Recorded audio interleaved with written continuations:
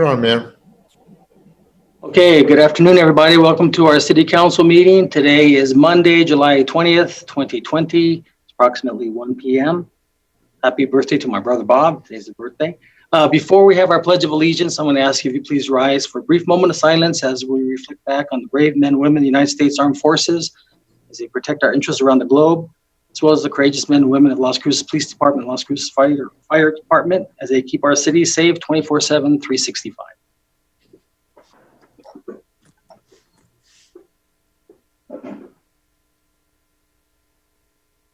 I pledge allegiance to the flag of the United States of America, and to the the republic for which it stands, one nation, under God, indivisible, with liberty and justice for all.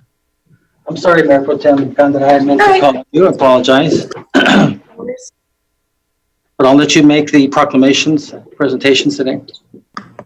There are no proclamations, Mayor. Yeah, I know. Sorry about that. I'll make it up to you. Okay, so we also have our pet of the week. So is Jennifer Martinez from our communications office here to introduce Lucille. Today we're going to meet Lucille. Good afternoon, Mayor and Council. I'm Jennifer Martinez with the city's communications office. And today I would like to introduce you to this 6-year-old.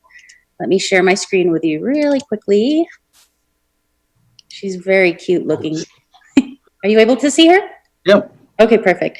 Lucille is fun-loving. She's water splashing, and she's a good summer buddy. You'll no longer have to spend your summers indoors with a friend like Lucille. It's time to get out and explore what life has to offer, like early morning jogs or spending nights out by the fire. And with Lucille, the possibilities are certainly endless. The hours of operation at the Animal Service Center are Monday through Friday, noon to 6, and on Saturday and Sunday, noon to 5. You will need to call to make an appointment. The number is 3820018. Right now, off-site adoption events are canceled until further notice, and there are, of course, limitations at the Animal Service Center, which include the adoptions. If you are looking to adopt, the fee is $25. You will need to go online to ascmv.org/adoptions, and that is because they have reduced staff. They're only bringing in emergency cases and only accepting sick or injured owner animal surrenders. Right now, pet licensing, you can do so at the Animal Service Center, but you will have to do that remotely. So go ahead and call them, 3820018, and they can give you the information of what you'll need to do pet licensing by mail. And so if you have a pet that is altered, your cost would be $7 per year. Unaltered pets, which are not spayed or neutered pets, the cost is $50 per year. And then if you're a senior citizen and you have a pet that is altered, the cost is only $5, but you will need to show proof with your photo ID. Now, the communications office likes to take this opportunity to remind you about COVID. We kind of do tips, but I wanted to bring up COVID and kids. So masks are required for kids in public if they are 3 years or older. And of course, the exceptions are similar for adults: eating, drinking, exercising, and medical conditions. We want to teach kids about hand washing and keeping physical distance. I think it might be a little bit difficult for children to understand physical distance, so you want to get the idea out that masks can help protect them and help protect others by reducing the risk of infections. They may not fully understand, but we hope parents and teachers assist in encouraging these kids and teaching them the ways to, the world has changed recently. And of course, children with symptoms like fever, cough, congestion, runny nose, they should stay home, seek medical attention.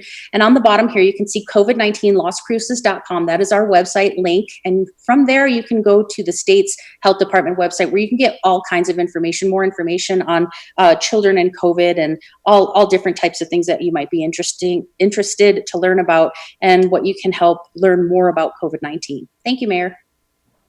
Thank you.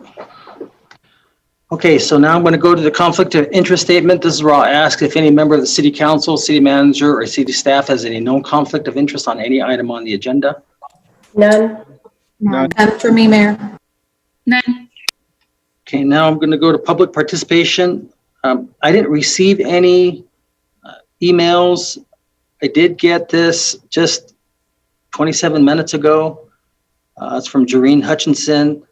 She says that the TRO, or temporary restraining order, was upheld in district court this morning, allowing restaurants and breweries to continue to operate indoor dining at 50% capacity.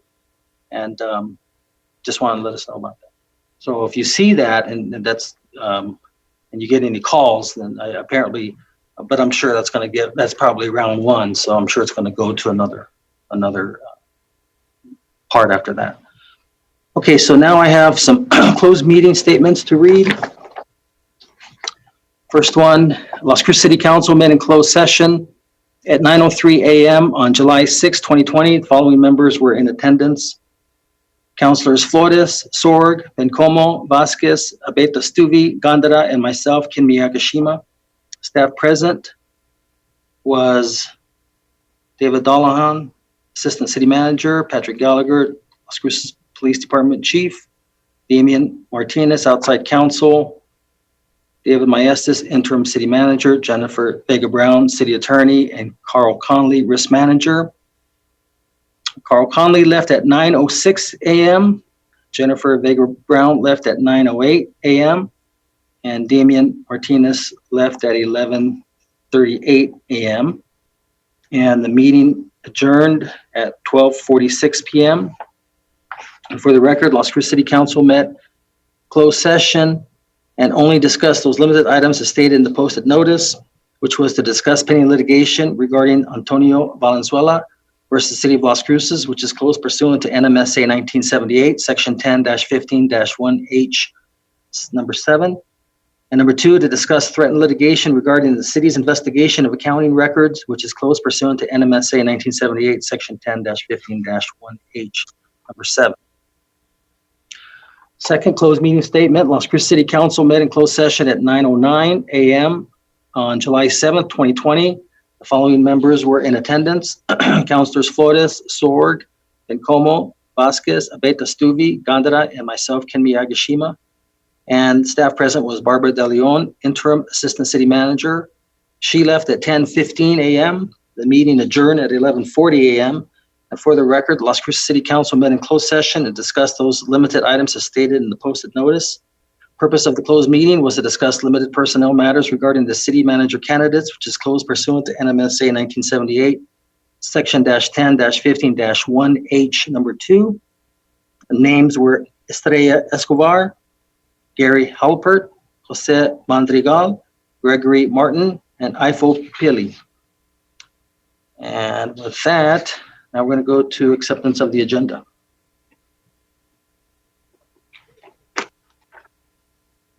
Need a motion and a second. So moved by Councilor Flores. Second, Gandara. Motion made by Councilor Flores, second by Mayor Pro Tem Gandara, that we accept the agenda as presented. Christine? This is on the motion to accept the agenda as presented. Councilor Abeta Stuvi, Yes. Councilor Vasquez, Yes. Councilor Bencomo, Yes. Councilor Sorg, Yes. Councilor Flores, Yes. Councilor Gandara, Yes. Mayor. Yes. Okay, now we're at section 8.1, old business, resolution 20-126. I need a motion and a second to remove from the table. So Move to moved. approve. Second. I'm sorry, who made the motion? Flores. Flores made the motion, and who made the second? Vasquez. Vasquez. And I believe Delilah Walsh or Dr. Garcia, either one is going to make the opening presentation. Mayor, I need to do a vote on the Oh, I'm sorry. removal from the table. Just testing to see if you were paying attention there, Christine. I am. So this is on the motion to remove resolution 20-126 from the table for discussion. Councilor Abeta Stuvi, Yes. Councilor Vasquez, Yes. Councilor Bencomo, Yes. Councilor Sorg, Yes. Councilor Flores, Yes. Councilor Gandara, Yes. Mayor. Yes. Just want to commend you there, Christine. I mean, I try to make it like it's just ready to roll and you catch it, so that's good. Okay, so it looks like Delilah is going to be discussing. Thank you, Mr. Mayor and councilors. Delilah Walsh, Assistant Director of Utilities. I'm actually here in the room, socially distant, front with Director Dr. Jorge Garcia, as well as our Rates and Analyst Manager, Dominique Rodriguez. And give me a moment, I will share my screen with you to start the presentation.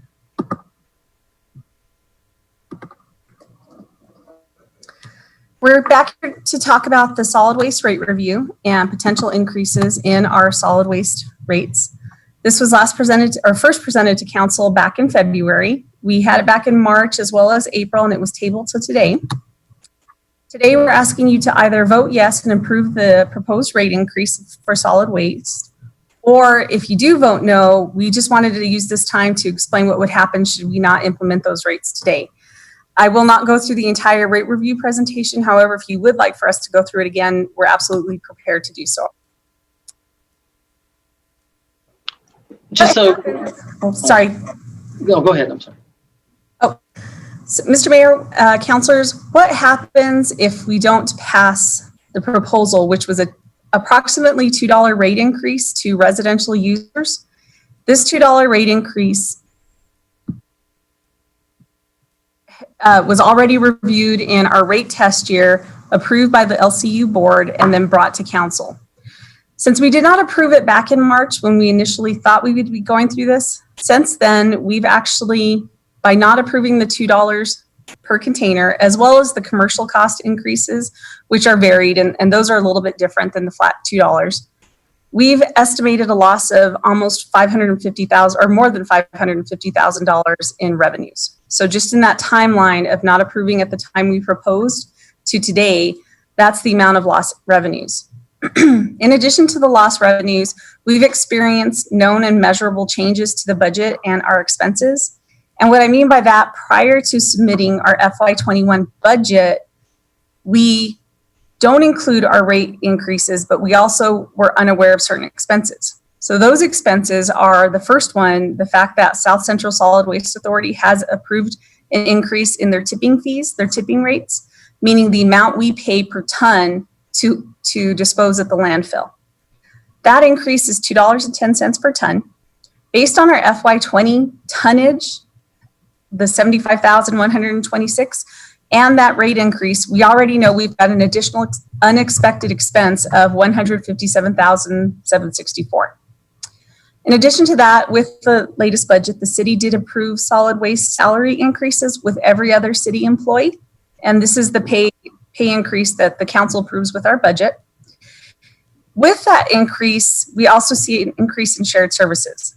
So for example, the director's office, our engineering and technical services, regulatory services, accounting, business services, all those are shared by all utilities, including solid waste. So we do have a breakout and an allocation for water, wastewater, solid waste, gas, where they pay for those services. Because of those related increases, including salary increases, we expect another $565,000 in expenses to solid waste in FY21. Additionally, if we don't see these funds, we will not meet the minimum cash fund balance of $2.5 million. Right now, we only have a 2-week reserve balance in solid waste. To give you an idea of what this means, $541,000 maybe buys us 2 trucks if something happens to them. It's not a big cash balance. It's not even close to what our own requirements are for reserves. And we will definitely not get there without the rate review increase. Another topic that we had talked about and discussed in the past was internalizing the recycling program. Rather than having a third party work with South Central and the city of Las Cruces to run the recycling program, we talked about possibly internalizing that between LCU and South Central. However, in order to do that, we would have needed about $357,000 in order to purchase all new equipment as well as the containers.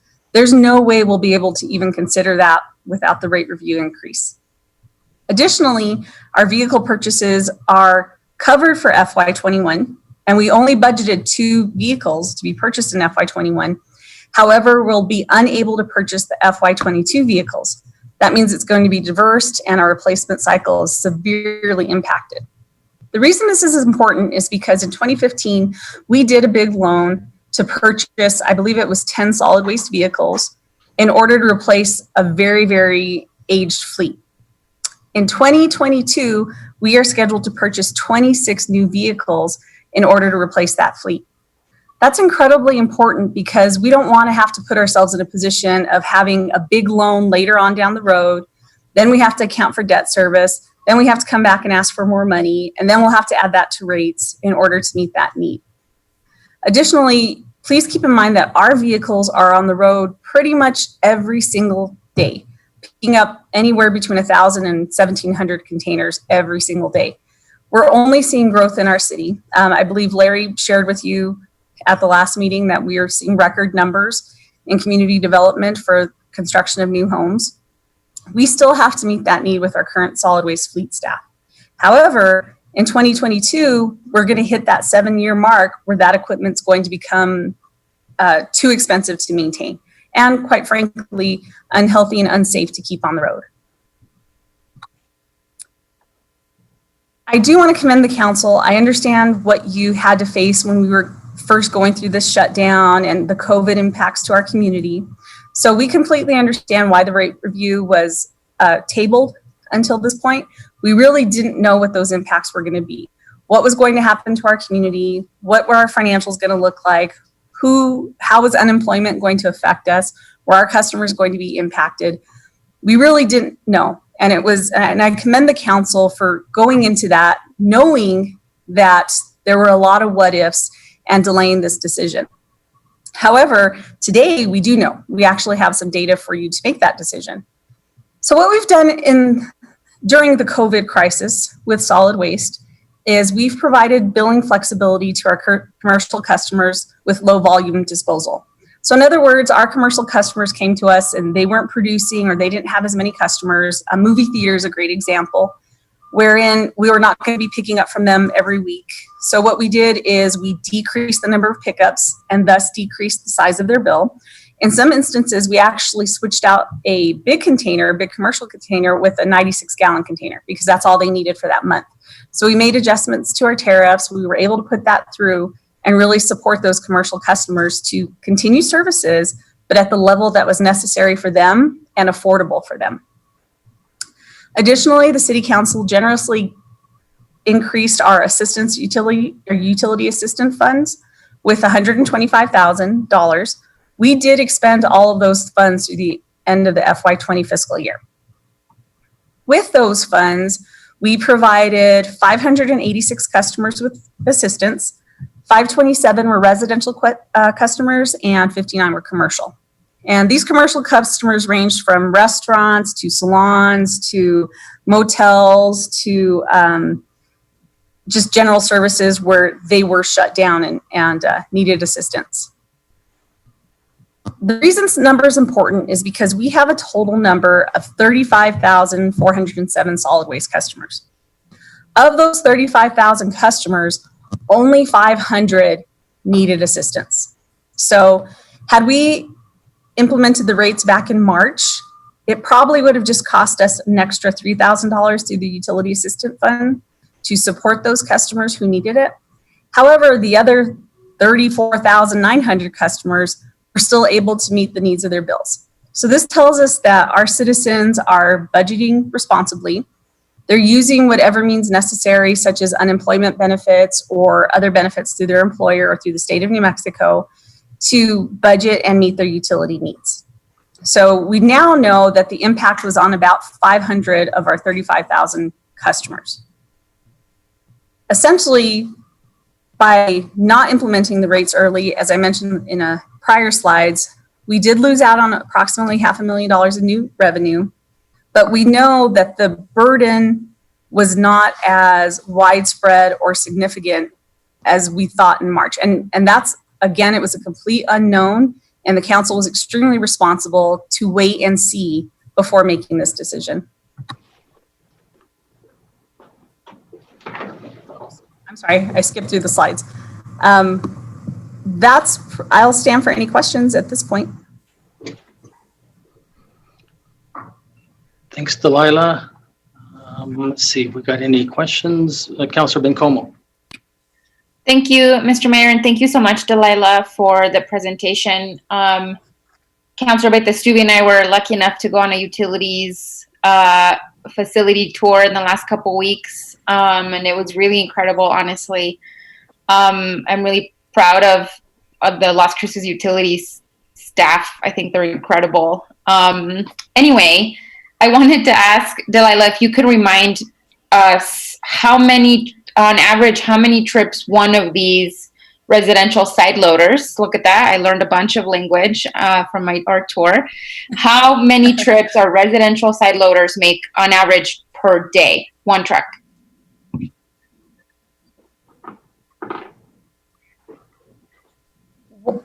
Thank you very much, Mr. Mayor, Councilor Bencomo. Essentially, our trucks on average will pick up 1,600 containers in one day. So that's 1,600 stops in the city of Las Cruces every single day. And we go from Monday through Saturday. And so these trucks are on the road constantly. I believe even during our tour, we explained that even our tires, we go through hundreds of thousands of dollars worth of tires because we are on the streets every single day with this heavy equipment. And as I mentioned before, we're looking at having to purchase 26 trucks to renew that fleet. And by doing the rate increase now, we can slowly build up that fund balance in our cash in order to afford those trucks because they're about $250,000 each.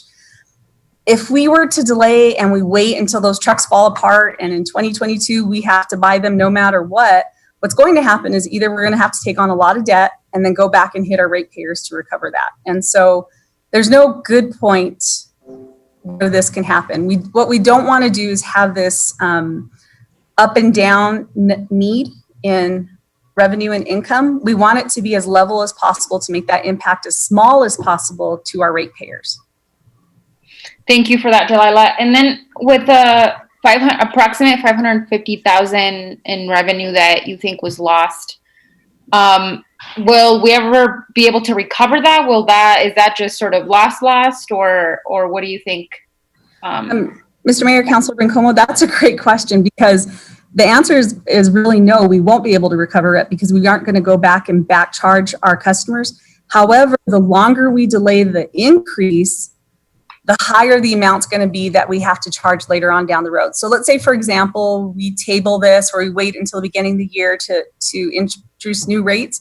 We're not going to come back to you asking for $2 per customer. We're going to be coming back to you to ask for a lot more because we've delayed that buildup of funds, and then we're going to have to make up for it at some time. So we could come back asking for a $3 or $4 increase. Thank you, Delilah. And then just my last question, just so for maybe folks that are tuning in the community, can you remind folks that about the two sizes, and if you go down in size, technically your rate won't increase. Correct. And so we are asking an average of a $2 increase, and that's for the 96-gallon container. You go from $13.25 a month to $15.25. However, if you choose to go with a smaller container, if you're just not generating that waste to fill up your container each week, you can choose a smaller container and leave your rate flat at $13.25. And we do have that option. Great. That's all the questions I had, Delilah. Thank you so much. And thank you so much for the tour and your staff for doing that for us. Thank you, Councilor. All right, Councilor Vasquez. Thank you, Mayor. Thank you, Delilah. There we go. Thank you, Delilah. I appreciate the presentation, and I knew we'd be back here after originally tabling this because of some real hard economic situations that I'm sure a lot of our families continue to face in Las Cruces. As we do see the economic uncertainty and the inability of lots of families right now to make ends meet, this is really a tough decision, right? To be able to raise rates for folks who are struggling to pay rent, pay bills. But it's something that, if we want to provide that quality of service and ensure that we have a solvent utilities department that includes solid waste, that we really have to take a hard look at this. My question, Delilah, my first question is around the maintenance of these particular vehicles. I know our fleet maintenance system that we recently purchased for the city is designed to alleviate some of those surprise or some of those long-term maintenance needs that that oftentimes end up costing us more because we don't have that regular ability to be checking on the status of these vehicles. And so what type of maintenance system is currently in place with these trucks? How often are they checked? When something goes wrong, how does utilities know? And has there been any improvements or an upgrade so that we can avoid those big costs, right, with regular scheduled maintenance?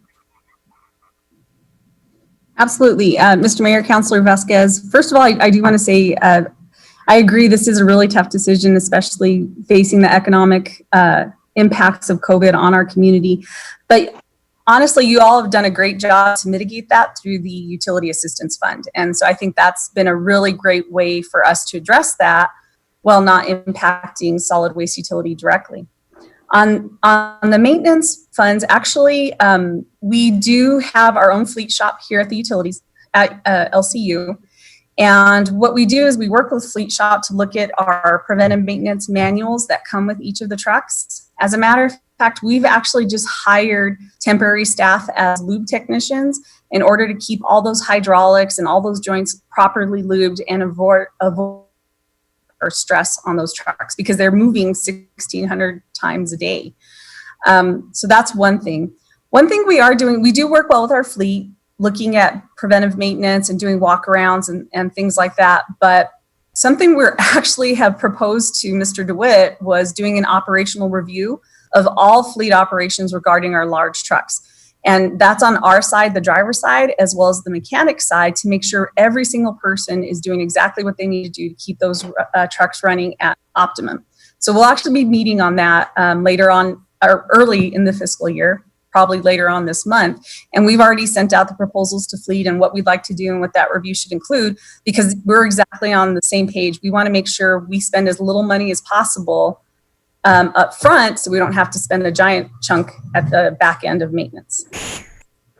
Thank you, Delilah. I appreciate that answer and that you guys are already thinking about the operational review. I think as a taxpayer and for taxpayers, I think that gives them just a little bit more comfort knowing that we are at least our operations on the maintenance on our fleet is being done in a responsible and smart, strategic and modern way. I know sometimes it can take a while, right, to adapt to new technologies or to just have the systems in place that oftentimes bigger governments with larger budgets are able to access. So it makes me happy to hear that. So the second question, I guess, is around actually the Utility Assistance Fund. Thinking about what the cost to the taxpayer and what the cost to the city is in the long run if we table this or if we don't pass this today. As you mentioned, those big costs that are associated with major repairs to aging trucks versus the cost of what we could use right now as a city to continue to reinvest in that Utility Assistance Fund so that we can help those folks who can't afford that extra $2 or don't want to go down to the smaller size. What is the status of the Utility Assistance Fund today? And I know we've recently increased it, but do you have also any recommendations as far as folks who can't afford this price, and if council needs to continue to grow that fund and by how much? Thank you, Mr. Mayor, Councilor Vasquez. We have expended the full $125,000 that the council awarded as part of the COVID funds, as well as the prior year's FY20's $100,000. We are estimating we're going to spend between $20,000 and $30,000 a month in the Utility Assistance Fund, which is a big number, but we have our first $100,000 covered again because that started over again in FY20 fund, Sure. FY21's year, and we've started using that money. I believe we've already used in the first few weeks of the fiscal year $12,000, and we have a balance of about $88,000. But our billing manager, Stephen Valdez, is working with Natalie to actually increase that request, and I believe we've made estimates to her between $100,000 and $150,000, depending on how long this crisis goes on, and it's a big impact to our staff. So we are okay in the sense that we do have the $100,000 available to continue to our residents, but we will be proposing to Natalie and through Natalie what we may need to make the rest of the year.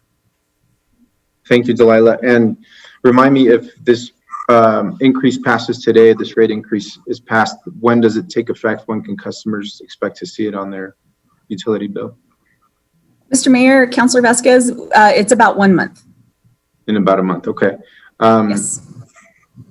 Yeah, I mean, I think, you know, there's a price to pay for having, certainly agree with Councilor Bencomo, really one of the best run utilities, municipal utility departments that I've seen. And you know, the forethought of actually bringing this rate increase now to avoid further costs to taxpayers and to the city is a good thing. I would want to make sure that we are offsetting that hit to people's, you know, economic situation in their homes with an increase in the utility residential or utility assistance fund. And in fact, I think if this passes, that the communication that should come from the city should point folks directly to that resource in the form of a press release or however we put that out, just to make sure that folks understand that is there. I'm sure there's still new people who are becoming unemployed, new families who potentially are losing jobs. I know the unsteadiness, especially in the service industry, potentially has, you know, some folks who have never received this assistance or who never thought they might need utility assistance before as new users of this particular program. And so I think if this passes, we need to make sure that folks know that this is available to them. But I know that you guys run a tight ship out there, and I really appreciate the projections that you presented today and even the customers that would be impacted according to your analyses of those users of our services, because it makes it a lot. I think you anticipated perhaps some of the questions we might be asking today, and so I appreciate that. And with that, I will pass it on to my colleagues. Thank you, Delilah. Thank you, Mayor. Thank you, Councilor. Mr. Mayor, I'm sorry, Mr. Mayor, if I could just answer to Councilor Vasquez. I think that's a great idea about promoting the fund. We do send out a notice every week via email through our Everbridge system, letting people know if you need help with your bills, please let us know, and here's the number to contact. What we will also do, and thank you for this, is we will promote the 64-gallon container as part of that press release process, so we can tell them to mitigate this increase. Here's another option. So we'll make sure that's part of our promotions. Thank you. Thank you, Councilor Betastuvi. Thank you, Mayor. Thank you, Delilah, for that presentation. And I especially appreciate you showing us the impact that we're seeing because of the COVID and those numbers for our 500 residents that have needed that extra assistance. Many of my questions actually were very similar to Councilor Vasquez, so they have been answered. Should this pass, I definitely would like to see that communication go out in those different types of strategies to help people decide what's best for their circumstances. And then if we need, and it sounds like we do need to think about replenishing perhaps or adding more to the utility assistance fund later this year. Thank you so much as well for taking myself and Councilor Bencomo out. It was very frightening to see every that the utilities department really has and how intricate and really crucial it is for our everyday life. And that's something where I don't necessarily think everybody realizes it when they're going about their day, but you know, every portion of it is so important. You did mention that our trucks do around the 1,600 trips a day. And while we were on our tour, you had said that in other cities, it was a different number. And so we're actually exceeding that. I don't recall what that number was, but maybe for the public, what's usually the average for those truck trips? Mr. Mayor, Councilor Stuvey, typically it's 1,200. And when looking at our routeware and other operations, the average for these trucks is typically about 1,200 pickups a day, because you have to remember that actuator arm is moving every single time we pick up a container and whatnot. But typically it's 1,200 and we go between 1,600 and 1,700. Yeah, so our trucks are working quite often, you know, so thank you. I do appreciate that. And thank you, Mayor. Thank you, Councilor Sword. Thank you, Mr. Mayor. First of all, I want to compliment Delilah on her presentation. That was so well put together. It was very concise and very understandable. Thank you so much. But I also wanted to agree with the other counselors about the Utilities Department and my 11 years on the Utilities Commission. I've always known that this is one of the best utilities we have in the whole Southwest, because we do have the most efficient rates for all of the types of, all the 4 types of utilities. Oh, and then I want to make one more comment. I was going to ask Councilor Vasquez. Agree. I'm hitting my 1 year tomorrow, and this is the best organization I've ever worked for. Oh, thank you. Thank you. I appreciate that. I wanted to ask Councilor Vasquez if he's seen your shop there at the Utilities Department that do maintenance and repairs on our big trucks.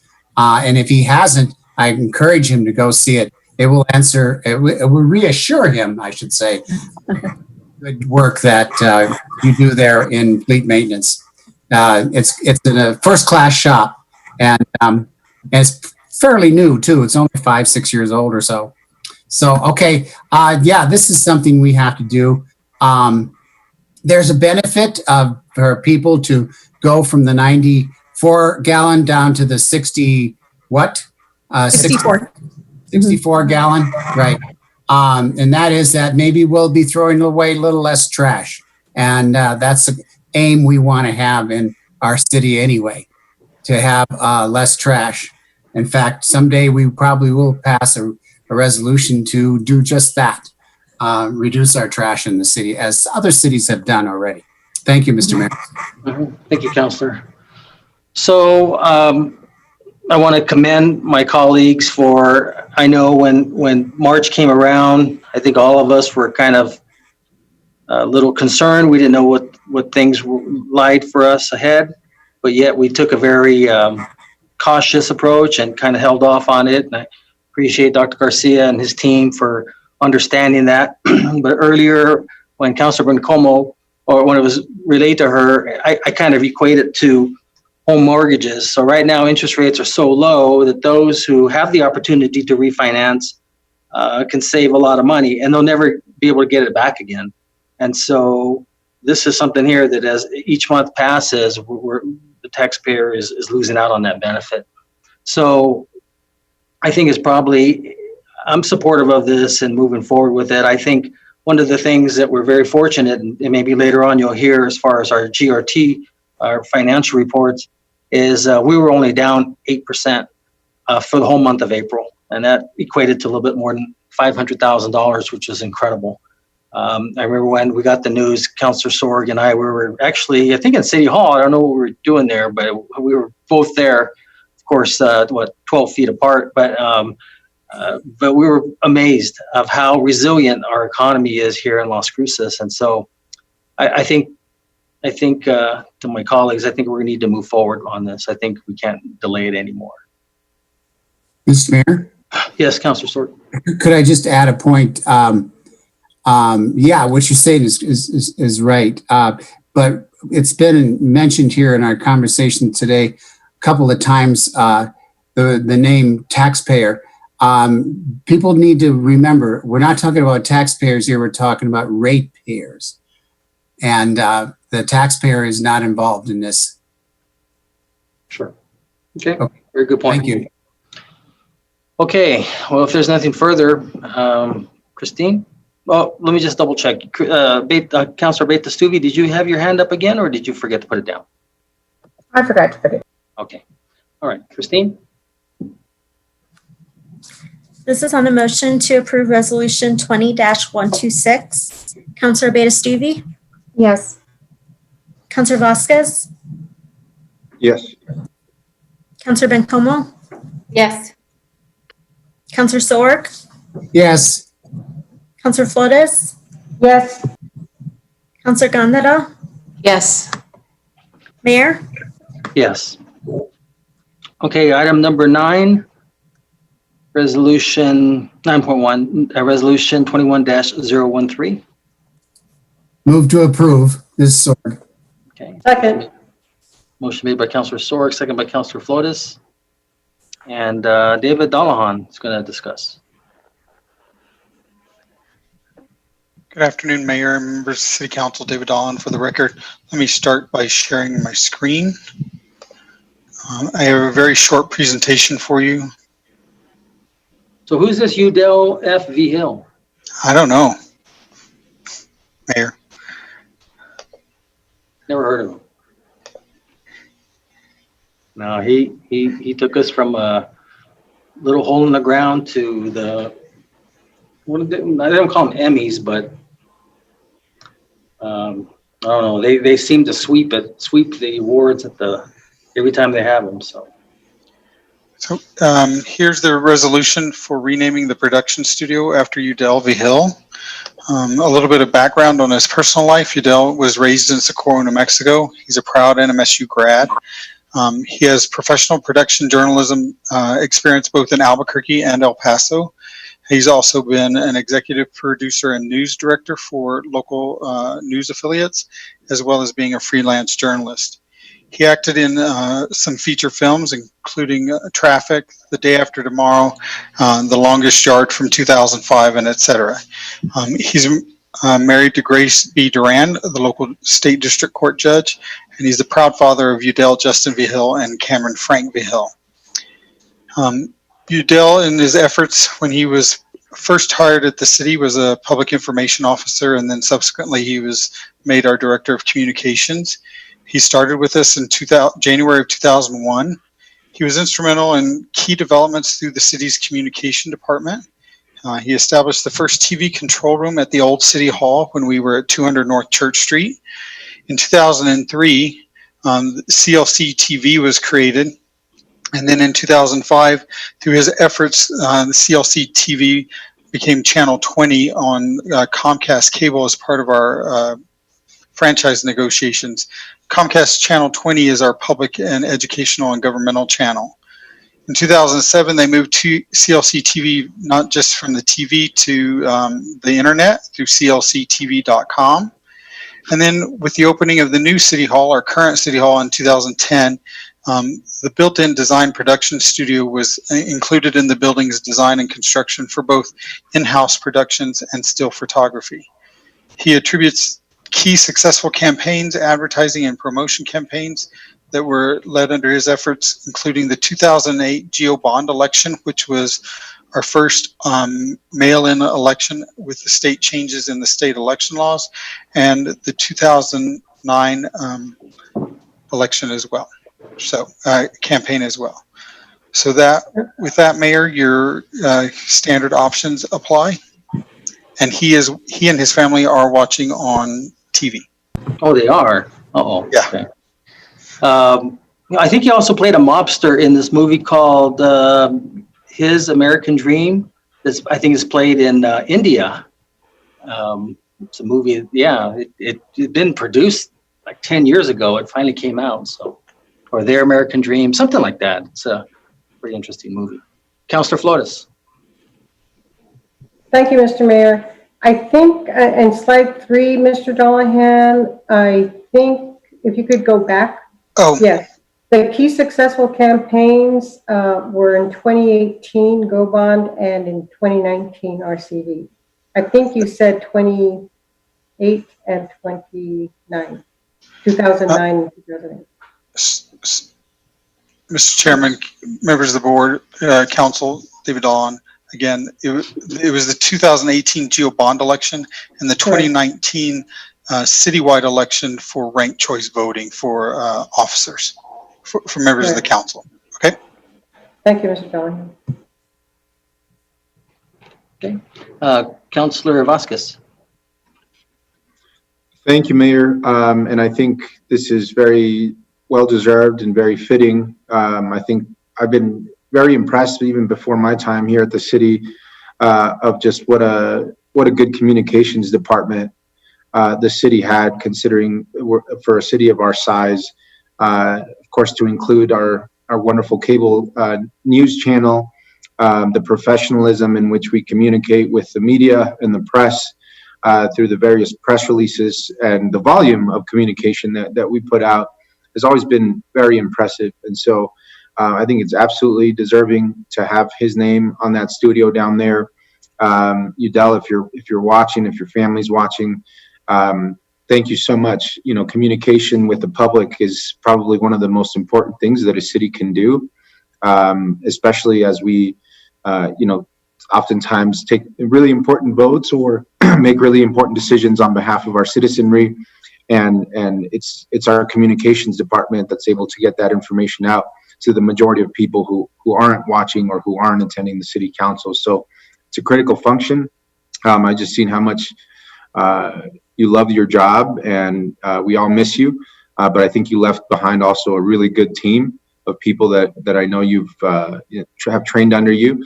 And so thank you for that. Look forward to seeing that plaque there. Thank you, Mayor. Plaque, I thought it was going to be on the outside of the building. I'm just. Mr. All right, Mayor, assuming the resolution passes, we haven't determined how we're going to recognize it within the building. Okay. All right. Councilor Sword. Thank you, Mr. Mayor. Oh, well, I got to add my compliments to Udell too. He's been so, I mean, and then having Councilor Vasquez praise him is extra special because that's Councilor Vasquez's specialty is journalism. And so that means a lot. But my amateur journalism and amateur media, and when I say amateur media, I really mean all kinds of media. I've seen him do such a great job. I've always been so helpful. Never got a complaint by anybody. It was just awesome. And so this is a well-deserved accolade for him. A well-deserved thing to have his name put on that studio, for sure. Thank you, Mayor.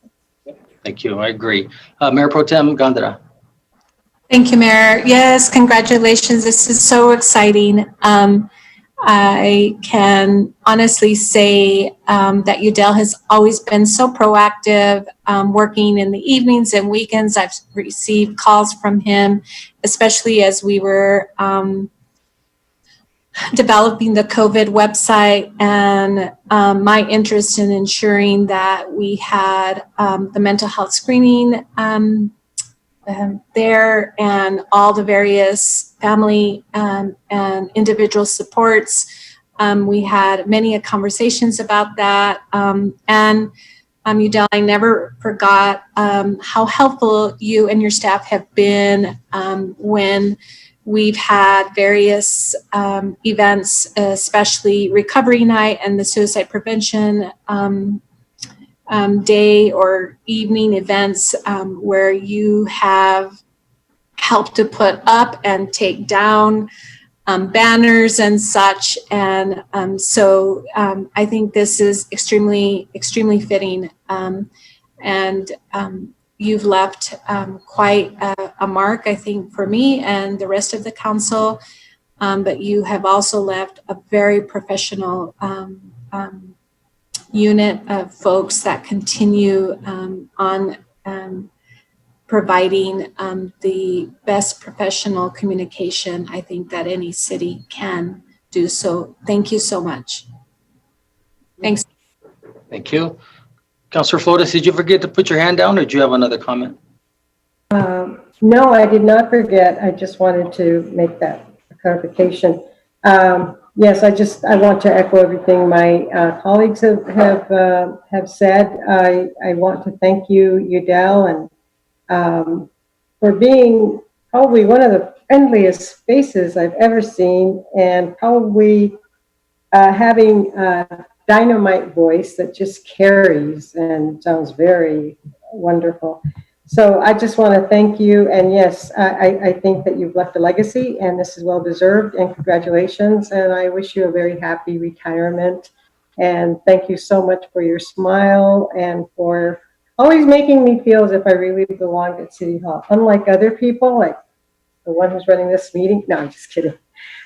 Seriously, thank you. Thank you so much, Udell, for everything. Thank you, Mr. Mayor. You're welcome. Now you can go back into the movies. Yeah, right. So maybe, I don't know if you got his autograph before he really hits it huge, but Udell, so thank you for You know, we started the same year, 2001. I guess you started a few months before I did. But nonetheless, you have really taken us to a whole different level, from the little place that we had there at the old City Hall to what we have here today. You've been able to be mentors to Adrian and Dominic and all your other team members there at the communications office, and you really left us well. They've been able to continue on, not exactly to how you like it, but it's pretty close. So you trained them well, and you left us very well. And as many of the comments that were said, this is a legacy for you. You did just a fantastic job. Hopefully, next year's State of the City, if God's willing, goes off okay. It should go well, I'm sure. But nonetheless, congratulations. Hope you're enjoying your retirement. And let me know what your numbers are if you ever pick another lottery. And maybe we can share in that. So, okay, with that, if there's nothing further, Christine. This is on the motion to approve Resolution 21-013. Councilor Beta-Stubbe? Yes. Councilor Vasquez? Yes. Councilor Bencomo? Yes. Councilor Sorg? Yes. Councilor Flores? Yes. Councilor Gandara? Yes. Mayor? Yes. Okay, so I'm going to go ahead and before we get to item 9.2, I'm going to turn this over to Mayor Pro Tem Gandara. I'm going to have to step out just for a little bit, and then I'll be back. So we're at 9.2, Resolution 21-014, and we'll have Matt Sines and David Cedillo presenting. So I'm going to step out. So Mayor Pro Tem, I'm going to turn it over to you. Thank you, Mayor. Okay, 9.2, resolution number 21-014. Can we get a motion and a second, please? Move to approve. This is Sorg. Second is Beta-Stubbe. Motion made by Sorg and second by Councilor Beta-Stubbe. Okay, and Matt and David, hi. Hello. Let me go ahead and share my screen with you. This is always the fun part. There we go.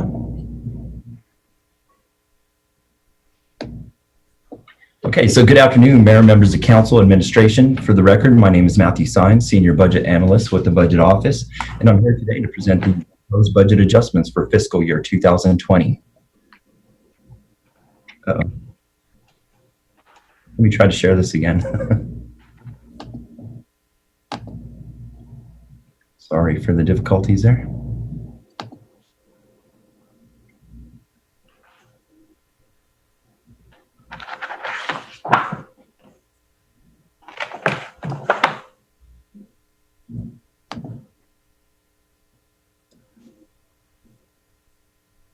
Okay. Let me try this one more time.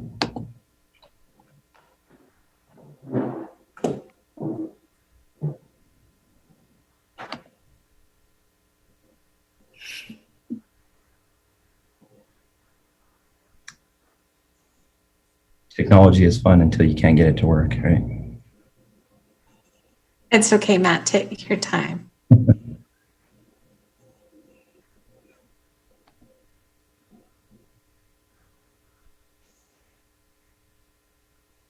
Okay, let's just try this. Okay. Sorry about that.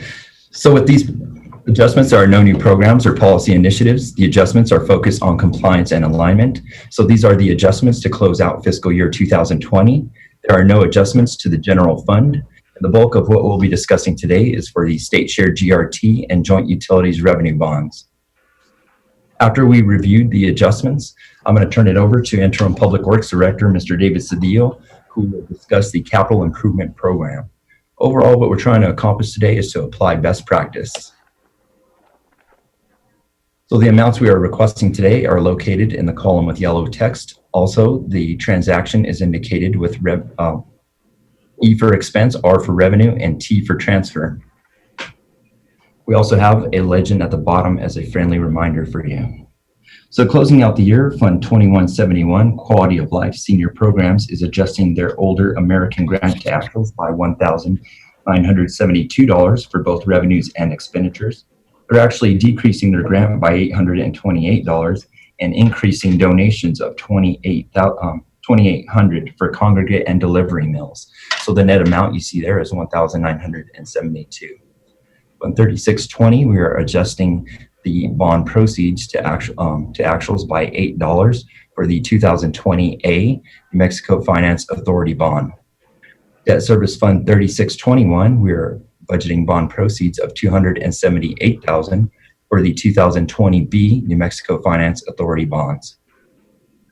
Fund 4620, Public Works, is requesting to budget bond proceeds, premium, and issuance costs of $9.1 million, also budgeting projects at $9.1 million. In addition, they're budgeting for the 2020B New Mexico Finance Authority bonds with bond proceeds, premium, and issuance costs of $8.1 million and projects of $8.1 million as well. Fund 5200, Utilities Gas, is transferring $5,000 from into Fund 5930 for depreciation expense. And just a little side note, depreciation is a non-cash item and is solely for the purpose of recording the carrying amount. So you won't see that transaction on here. It's just for record keeping. Fund 5332, Utilities Water, is transferring $1.7 million from Fund 5342, which is a reserve to close out the 2010 Joint Utilities Bond as part of the refunding. They're also budgeting $16,000 for investment income. Fund 5385, we're budgeting bond proceeds for the 2020A Joint Utilities Bond of $2,421. Fund 5395, we are budgeting for the 2020A Joint Utilities Bond proceeds and premium of $10.7 million and also issuance costs of $89,000. Fund 5432, we're also closing out the 2010 Joint Utilities Bond as part of the refunding by transferring the reserve from 5442 of $1.1 million into Fund 5432. We're also budgeting investment income of close to $20,000. Fund 5441, we're budgeting bond proceeds for the 2020B of $318,000. Fund 5451, we're budgeting for the 2020B Joint Utilities Bond proceeds and premium of $9.5 million and also issuance costs of $95,000. Fund 5485, we're budgeting bond proceeds of $756,000 for the 2020A. Fund 5495, we are budgeting, wastewater is budgeting for the 2020A Joint Utilities Bond proceeds and premium of $3.3 million and issuance costs of $27,000. Lastly, Quality of Life on Fund 5920 is requesting $129,000. Their grant has been fully expended, so they are trying to comply with their grant for fixed routes and dial-a-ride programs. With that, I want to thank you for your time, and I'm going to go ahead and turn it over to Mr. David Cedillo to discuss the CIP. Good afternoon, Mayor Pro Tem, members of council. David Cedillo, Interim Public Works Director, and I will be going over the CIP adjustments as part of this process. First, we have the Energy Efficiency Program, which is our IGA. That is part of our 2020A NMFA loan in the amount of $9.1 million. Next, we have the Active Transportation Plan, our sidewalk gaps, with an increase of $175,000. General Tank Phase 1 in the amount of $500,000. Next is our Municipal Service Center Transit. That increase is $5 million. Next, we have our parking lot and ADA improvements. Within this, we have three areas: the BMX track parking lot and ADA in the amount of $600,001, Pause Ballpark parking lot in the amount of $775,000, Tony Gomez Park parking lot in the amount of $200,000. Lastly, we have the traffic signal improvement at Sonoma Ranch and Northrise Drive in the amount of $800,000. With that, here are your standard council options, and both Matt and I are available for any questions you may have. Thank you, Mr. Cedillo and Mr. Sines. Councilor Vasquez. Thank you, Councilor Gandara. Mr. Sines or Mr. Cedillo, could you go back to the previous slide, slide number 8? Thank you. Okay, yeah, just a quick question on the parking lot budget adjustments for some of those facilities at the Hadley Recreational Complex. Yeah, I've always thought, especially for the BMX track, in particular, that we could benefit from some better signage or some better branding of that facility. I think some of our other park facilities also could really use a little bit of a external facelift per se, just in the way that we present those facilities to the public. But does any of the parking lot around the BMX track, does that project also include any type of signage or any type of installation within the parking structure that would let our public know that it's a BMX track? Because I think it's kind of hard to find sometimes for folks, or they don't know exactly what it is. They just see the mounds of dirt and the chain link fence, but wondering if there's some component of that involved in this project. Correct, yes. Mayor Pro Tem, Councilor Vasquez, David Cedillo, Interim Public Works Director for the record. And as part of the project, there is some signage, but not specifically to identify the facility itself. What we can do is work with our Parks and Recreation Department to see if there's any other means or funding available that as we go through the project to take a look at any possible funding for that signage. We could also look at if we do have any savings within the project to help that is use that funding to identify the facility itself. Thank you, Mr. Cedillo. I appreciate that. I think that's just certainly one of those little park facilities that doesn't get enough attention just because I'm not sure that people know exactly what it is. So any opportunity that we have to really, to be proud of our investments as a city in some of our local parks with the BMX track in particular, having some type of signage that lets folks know what it is, that'd be great. I passed by it for years when I used to cruise around the baseball fields for different things. I never knew what it was for like 4 or 5 years just because I'm not a BMXer. So it would be nice just to let the public know that we have that facility there through some additional signage at some point. So thank you, Mr. Cedillo. Appreciate it. Thank you, Mayor Pro Tem. Thank you, Councilor. Thank you, Councilor Vasquez. Councilor Sword.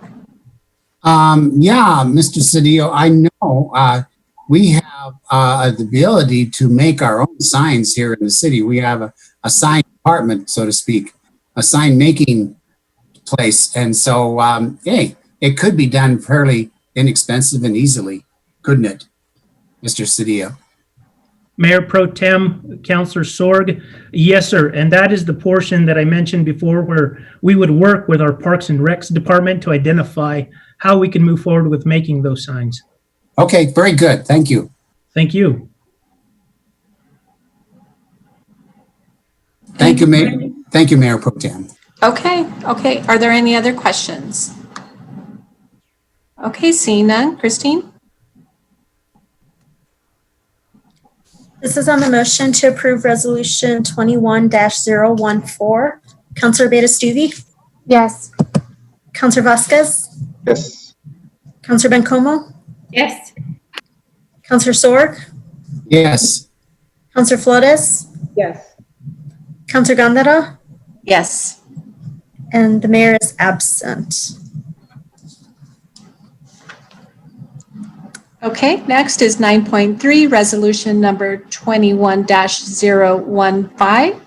Can I get Move to approve. This is City Councilor Gilsorg. Thank you, Councilor Sword. Second by Councilor Beta-Stuvey.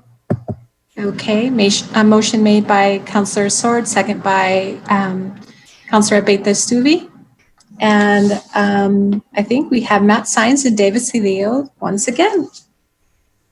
Try this again. Okay, good afternoon again, Mayor Pro Tem and council members. For the record, my name is Matthew Sines, Senior Budget Analyst with the Budget Office, and I'm here today to present the budget adjustments for fiscal year 2021. So this is for the new fiscal year. So with these adjustments, there are no new programs or policy initiatives. The adjustments are focused on compliance and alignment. And a lot of these transactions are going to look the same because we are carrying over the majority of those adjustments that we just reviewed for FY20 for the state share GRT and the joint utilities revenue bonds.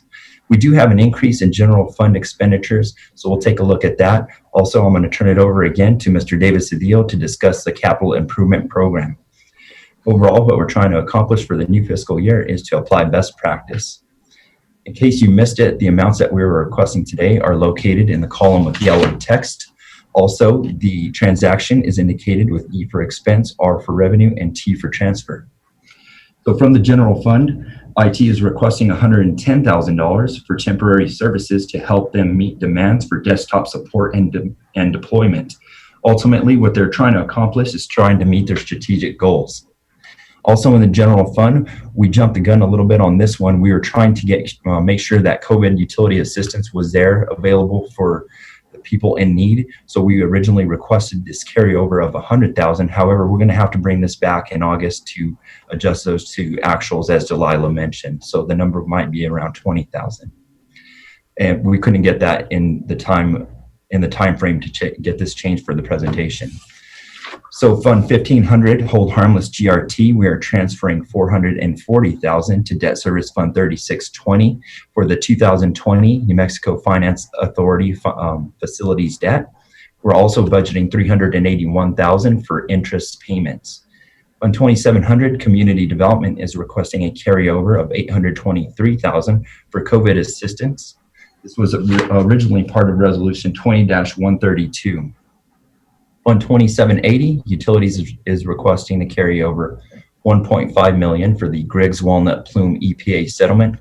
They originally had planned to expend this funds in FY20. However, this is going to cross fiscal years.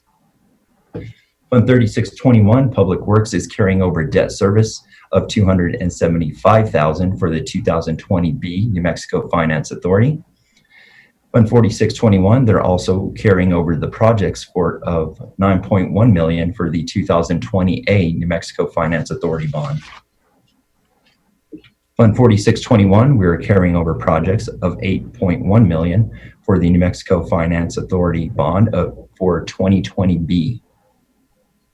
Fund 5100, Utilities is currently working on realigning the strategic plan, and as part of that plan, they are going to reallocate the customer outreach program amongst lines of business. So the overall request to reallocate is $166,000 to allocate amongst different funds. However, they had a little offset because they were also requesting an increase to move a portable from the Jacob Hands wastewater treatment facility of $60,000. So the net effect on Fund 5100 overall is a decrease of $106,000. Fund 5200, Utilities Gas, they're also reallocating a portion of the customer outreach program and funding the master plan for a total of $84,000. $66,000 is for the master plan and $18,000 is for the reallocation. Fund 5300, also reallocating a portion of the customer outreach program and funding the master plan. $67,000 of that is for the master plan and $30,000 for the reallocation for a total request of $97,000. Fund 5301, Utilities Water, is carrying over the water impact fee report of $2,000. Fund 5320, Utilities Water, is carrying over the Bureau of Reclamation grant and reallocating the customer outreach program for a total of $104,000. So $24,000 of that is for the grant adjustment and also reallocating $80,000 from the customer outreach program.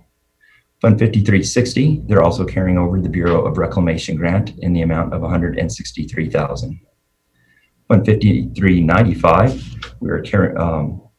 we're budgeting the projects for the 2020A bond of $10.6 million. Fund 5400, Utilities Water, they're reallocating the customer outreach program and funding the master plan for a total of $69,000. $67,000 is for the master plan and $2,800 for reallocating the customer outreach program. They're also requesting a carryover for the wastewater impact fee report of $2,000 on Fund 5401. Fund 5451, we're budgeting projects for the 2020B bond in the amount of $9.4 million. We're also budgeting projects for the 2020A projects on Fund 5495 in the amount of $3.3 million. Lastly, Fund 5500, where Utilities is requesting a reallocation of $35,000 for the customer outreach program. So with that, again, thank you guys for your time. I want to turn it over to Mr. David Cedillo to discuss the CIP amendments. David. Good afternoon again, Mayor Pro Tem and Council. No, this isn't deja vu. Like Matt said, we are carrying over from our last presentation in FY20 to FY21. You will see the same projects on there, and we will include also the utilities portion. So for the record, the Energy Efficiency Program, IGA, with a carryover of $9.1 million. The Active Transportation Plan sidewalk gaps in the amount of $175,000. Chandler Tank Phase 1 in the amount of $500,000. The Municipal Service Center Transit in the amount of $5 million. We also have the parking lots and ADA. Again, those three locations, the BMX track in the amount of $600,000, Paz Ballpark in the amount of $775,000, the Tony Gomez parking lot in the amount of $200,000. We also have a traffic sign at Sonoma Ranch Boulevard and North Rise Drive in the amount of $800,000. And lastly, we also have our wastewater utilities bonds project for FY 2021. That will have that increase of $3.3 million as part of the 2020 JU bond, and also the water utilities bond in FY21 in the amount of $10.5 million. With that, here are your standard council options. And again, both Matt and I are available for any questions you may have. Thank you, Mr. Cedillo and Mr. Sines. Councillor Sorg. I didn't know I was going to be picked first. A little slow on the trigger here. Yeah, if you could go back to slide number 4, I think if we explain that one, it would explain them several slides after that. Please explain to me in fund number 4620 and 4621, the reason for the request. You say it's 2020A. I know what the New Mexico Finance Authority is, but what is carryover projects and what does the 2020A and 2020B mean?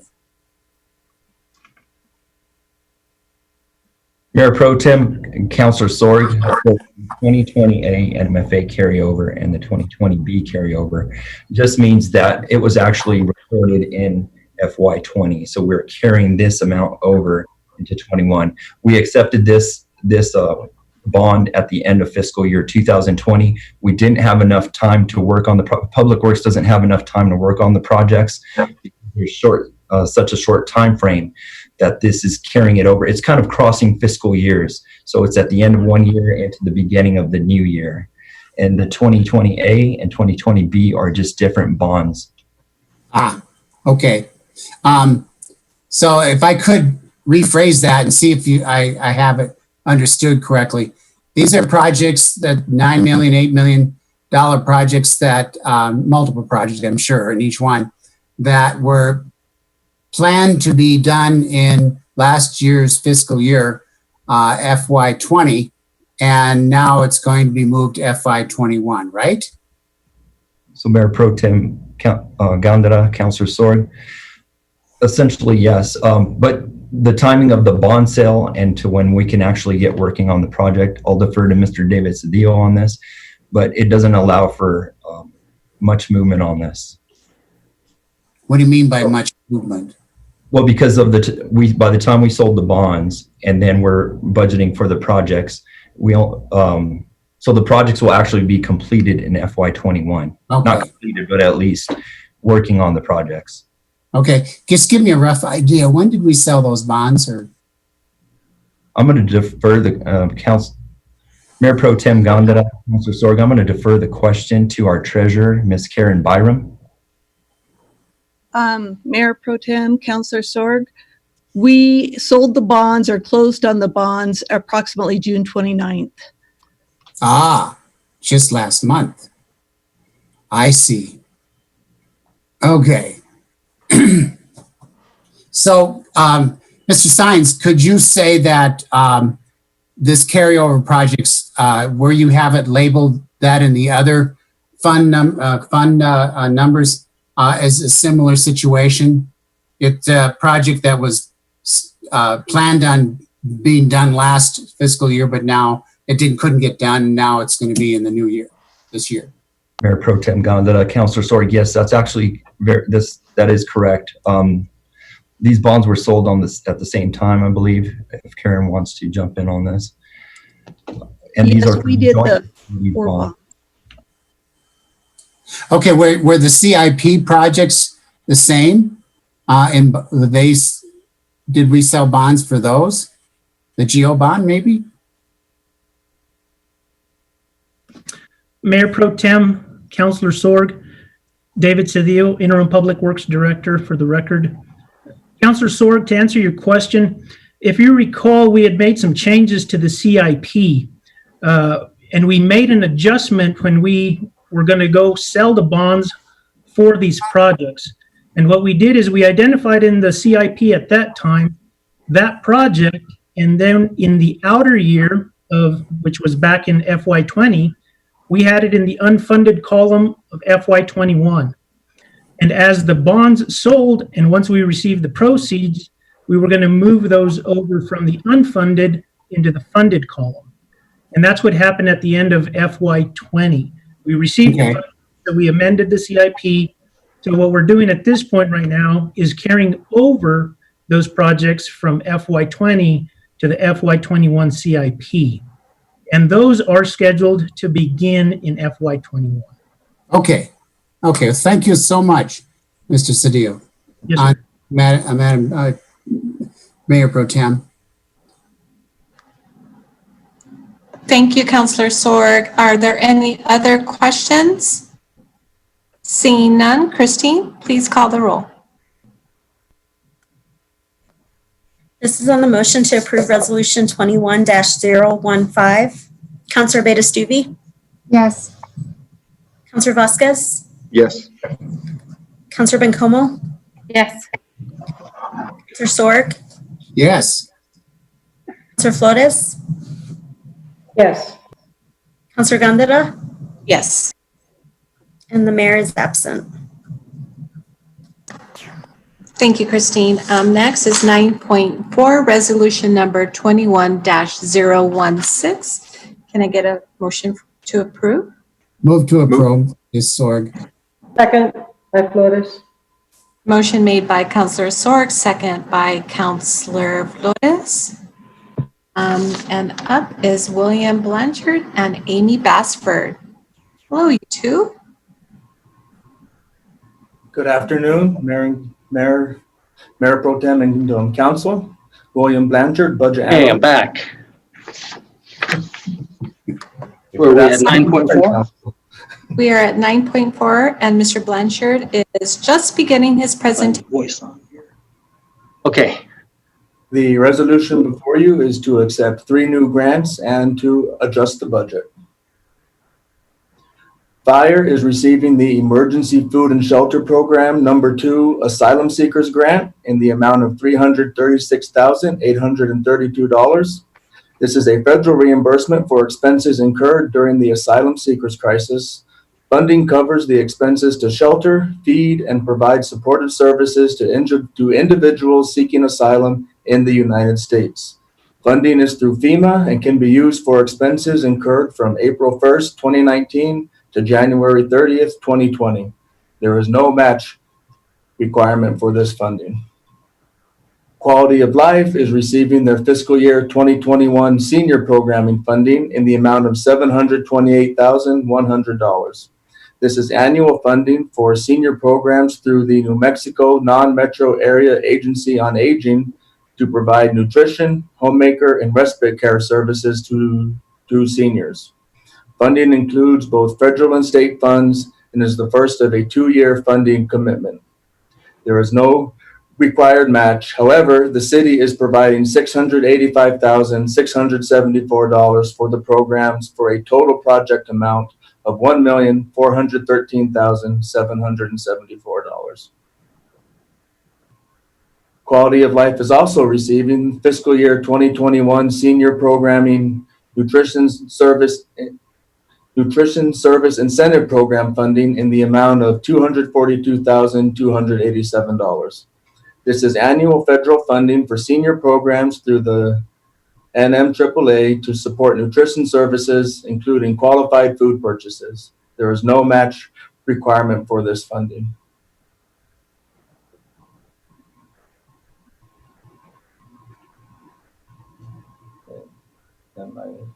And with that, here are your council options, and I will stand for questions and also have representatives from the departments available. Okay, thanks, William. Councilor Sorg, did you have your hand up, or did you forget to put it down from last meeting? I never forget to put my hand down. No, I'm kidding. I have a quick question, very short. The asylum seeker grant that we got from the federal government, will that reimburse the money we took out of the Telsure fund and put it back? I am going to have to defer that question to Amy Johnson-Basford, our grants administrator. Sure. Thank you, Amy. Good afternoon, Mayor, Councilor Sorg, Amy Johnson-Basford, grants administrator. Yes, Councilor, the funding will reimburse what we took out of the Telsure fund. This is the last of the reimbursements that we are receiving for the asylum seekers. So all of those transactions should be completed now. And the majority, I'm going to say there might be a couple of small expenses out there that were not covered, but the majority of all of our expenses were covered through the various reimbursement programs we applied to. Well, thank you, Amy. Good job. I'm glad to hear all that. And yeah, this turned out to be quite a good thing we did all around. Thank you very much, Mr. Mayor. Thank you, Councilor. Let's see here. Councilor Mayor Pro Tem Gandara. Thank you, Mayor. Thank you, Mr. Blanchard, for your presentation. Yeah, my question was along the lines of same as Councilor Sorg, but Amy, can you give us a total that we ended up giving from the Telsure Fund for the asylum seekers?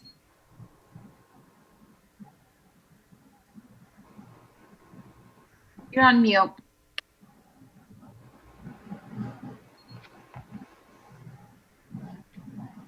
What was your question, Mayor Pro Tem? What the total was that we gave towards the asylum seekers? I don't recall. I think it was $1,050,000. Was it? Okay. Yeah, I'm pretty sure. Or $1,075,000, because I think we did $75,000 the first time and then two $500,000. That's right. But anyways, let's see if Amy's there. Amy? Sorry, I forgot to unmute myself. Thank you, Mayor. Councilor Gandara. We did receive $500,000 from the state. We received another $114,000 and some odd dollars from the state through Doña Ana County. And then we've received this funding through FEMA, which is just over $700,000. So yes, it's about a little over $1 million. The initial $75,000 that was given out to the Community Foundation of Southern New Mexico was not a reimbursable expense. And as I said, there were a couple other small expenses that were not eligible for any of our reimbursements. Thank you, Amy. Thank you. Mayor, my next question is for quality of life. I'm really excited about this additional funding. If you recall, at the last regular council meeting, I spoke on behalf of a group that was really concerned about our most vulnerable, our elderly, or disabled, or shut-ins. And some of those questions and concerns that I had, I think, had to do with folks not able to pick up, food, but didn't qualify for Meals on Wheels and for transportation services and such. So and I'm assuming that they needed assistance with home health or home care, right? And am I correct in assuming that this will be that the city will continue to do the services that they need and expand on those programs, or what is the grant per se? Or more specific, what would the grant be for? Mayor, City Council, this is Lynn Gallagher, Director for Quality of Life. This is the annual funding mechanism for senior programs, and it covers the meals, it covers long-term care, and those services and supports for the seniors who qualify for services. And we have used them predominantly, as you know, through COVID. We have been doing the drive-through meals. In addition, there has been about a 50% increase in the number of congregate meals that we have been providing, which includes the Saturday and Sunday meals. And so this funding continues all of that work, and it helps us to not only meet and exceed what we have been doing for COVID-19. Okay. So Lynn, I'm hoping that you did get that forward of the email that I spoke of at the regular session, and I'm hoping that there's some work being done around those specific issues. Mayor, City Council, Mayor Pro Tem Gandara, yes, I did receive the email, and again, with the meals that we are providing, in addition to those that are being provided by Loaves and Fishes, Casa de Peregrinos, the county meals that are being provided. We also, in our current budget year, are looking at the RFP for the senior assessment, as you've been talking about. So that will come in the works as well. And then as far as transportation, as you know, Roadrunner Transit is federally funded and therefore cannot reach into other communities like El Paso. But we are working on giving an update so that that can be given to you in a more dedicated fashion. As far as what is being provided, for senior programs specifically during COVID-19, we have found that through our social media outreaches, more and more people are contacting us to get signed up for congregate meals, which is why we have the additional 50% in congregate meal service. And a lot of those individuals have been shifted over to the home delivered meals component, just because we have found that it's safer and easier to provide for those most vulnerable in that fashion. Okay. Thank you, Lynn. Thank you, Mayor. Mm-hmm. Thank you, Mayor Pro Tem. Mr. Councilor Vasquez.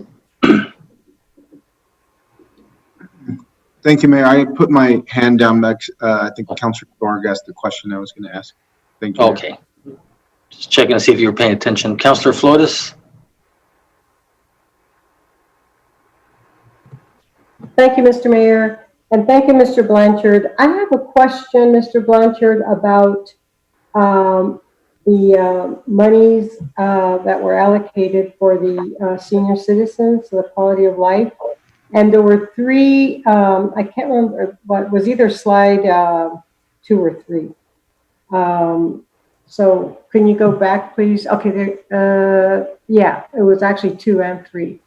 So I believe it was Fund 1000, the general fund one of those, the Older American Fund, 2171. Indicated that that there was no match necessary, but that the city matched anyway. Did I hear that correctly? One of those funds. Yes. I just want to know how that works. I want to know how did we vote on that match, or was it something that was just internally done to balance your accounts, or what magic was used there? Okay, so the 2171 is where the new grant is going to go.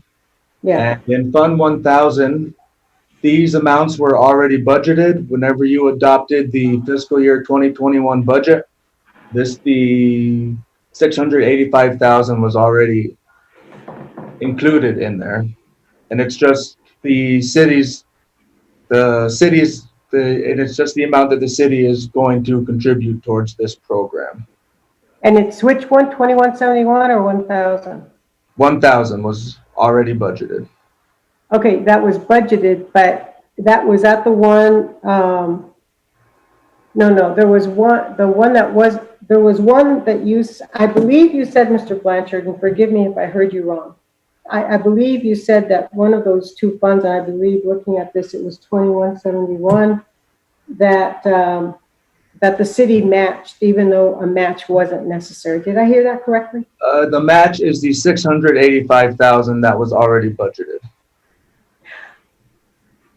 Am I making? What did one of those three quality of life funds for seniors? Was there one where a match wasn't required by the issuing agency, but we went ahead and matched it anyway? Did I hear wrong?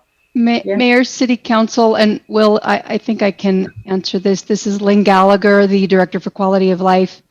Mayor and Councilor Flores. So the way that the funding works, the grant comes to the program, but the program has services and supports that support the seniors in our community.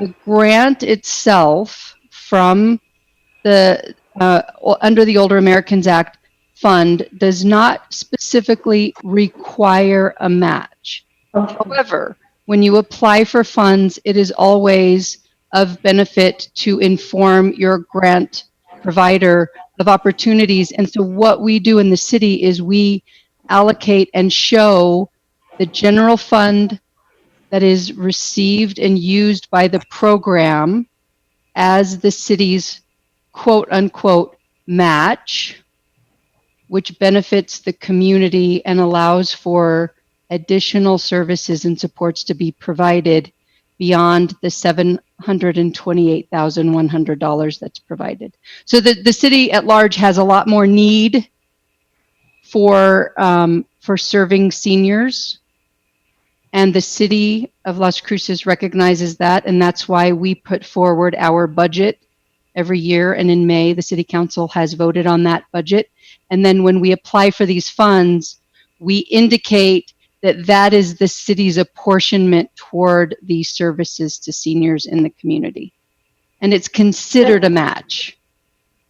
Yeah, but not required. And did you say, Ms. Gallagher, that it helps the city, excuse me, yes, it benefits the city insofar as the issuing agency? So it's always seen in a grant application as beneficial when, you know, that your own city is actually contributing and assuring that these services continue. Great. Thank you so much for the explanation. And thank You're you, welcome. Ms. Gallagher and Mr. Blanchard. Thank you very much. Thank you. Councilor Bencomo? Thanks, Mayor. Amy, I think my question is for you. I was curious about, I'm really glad to hear that the refund for the asylum seekers the refunds have been almost full. I'm curious about the lease, the extended lease for the Brown Road facility, if that was reimbursable or not, given that it was really sort of up to us to figure out when to give it up or not. So I'm just curious if that was part of the reimbursement. Yes, thank you, Mayor, Councilor Bencomo, Amy Johnson-Bass for the record. That lease, we were able to have it reimbursed through FEMA through January 30th of 2020. I believe the lease continued for another month or two until they were able to vacate. That portion of the lease was absorbed by the fire department. Wow, that's great to hear. It wasn't a cheap lease, so I'm really glad to hear that. we were able to get that reimbursed quite a bit. And the 114,000 from Doña Ana County did go towards that lease as well. It was funding that they were unable to use from the state that they transferred to us to help with the lease of the shelter facility. Great. Thank you, Amy. Mhm. Okay, so Councilor Flores, do you have another question? You forget to put your hand down.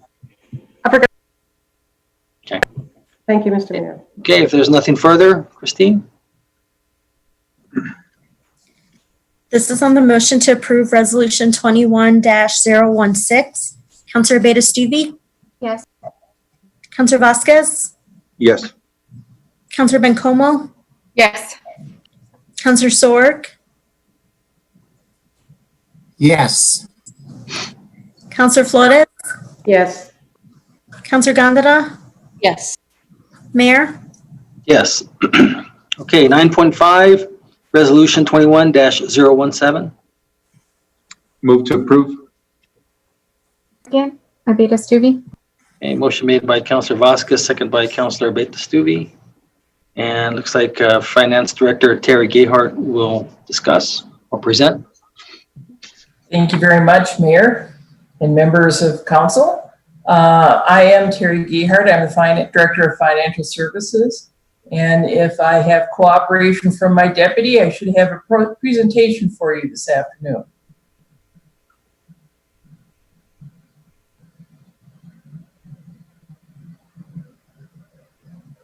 Thank you very much, Alfredo. This is our annual report. It's a quarterly report to the DFA for the end of the year. Can we move into the next slide?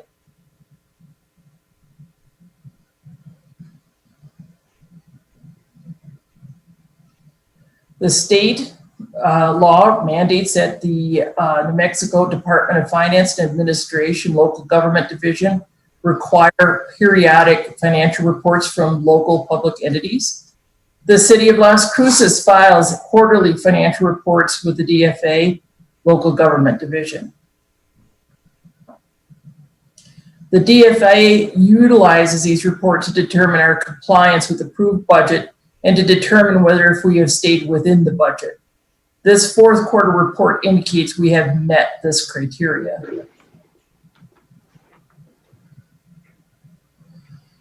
The DFA requires a resolution approving the quarterly report for the period ending June 30th, 2020.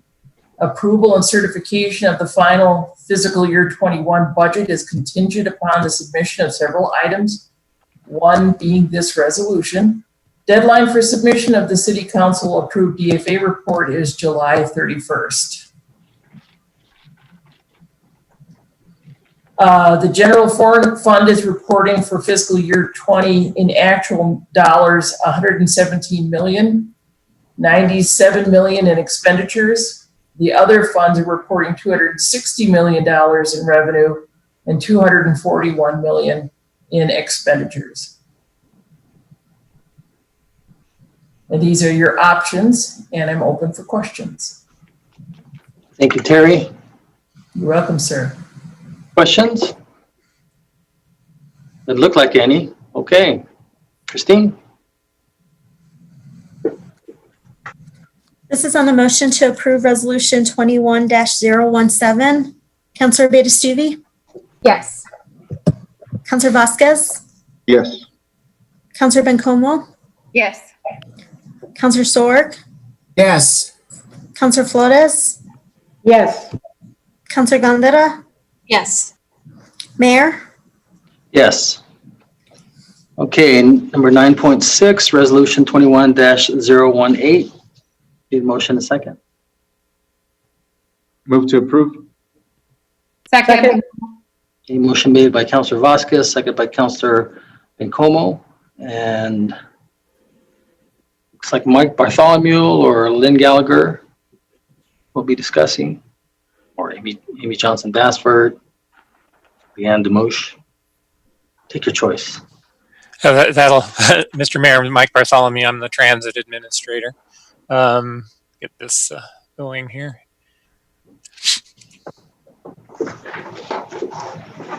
Okay. What you have before you is a resolution, Mayor and Council, to have a small exception to the grants policy that was approved back in 2018. What I wanted to kind of start with is that this is going to apply, this exception would apply only to our formula grants that we get from the Federal Transit Administration.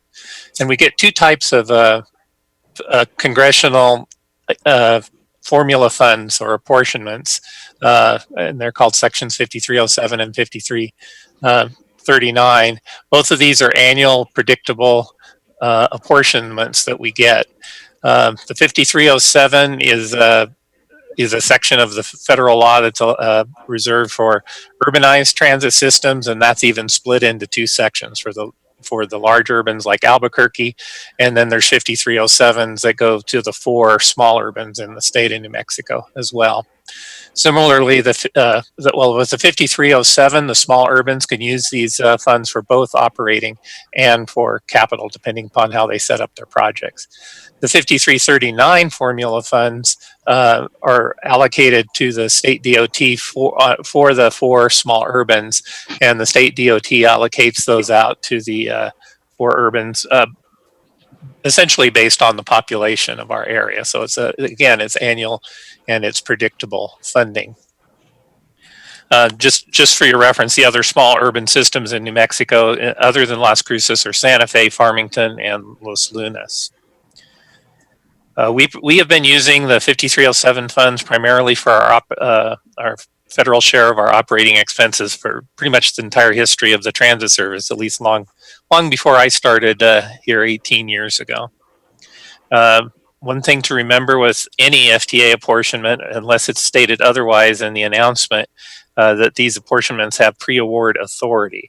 And that basically means that once the apportionment is announced in the Federal Register, even before we've set up our grant project in the FTA system, we can go back to the time of the award announcement and charge expenses to the new grant that we're going to create, as long as those expenses meet all of the federal requirements.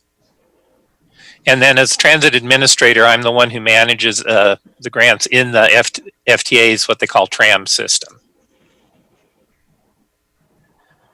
Right now, the grant policy that was approved back in 2018, it creates the authority for the grants administration program to administer all aspects of the grants, including the assignment of project codes. The problem that we have with our formula funding is that we basically try to set up all of our grant management and our budget management based on what we're predicting on these annual apportionments. As it is right now, the project numbers can't be set up until the actual grant is approved by council and signed off by the mayor, even though we know how much is coming.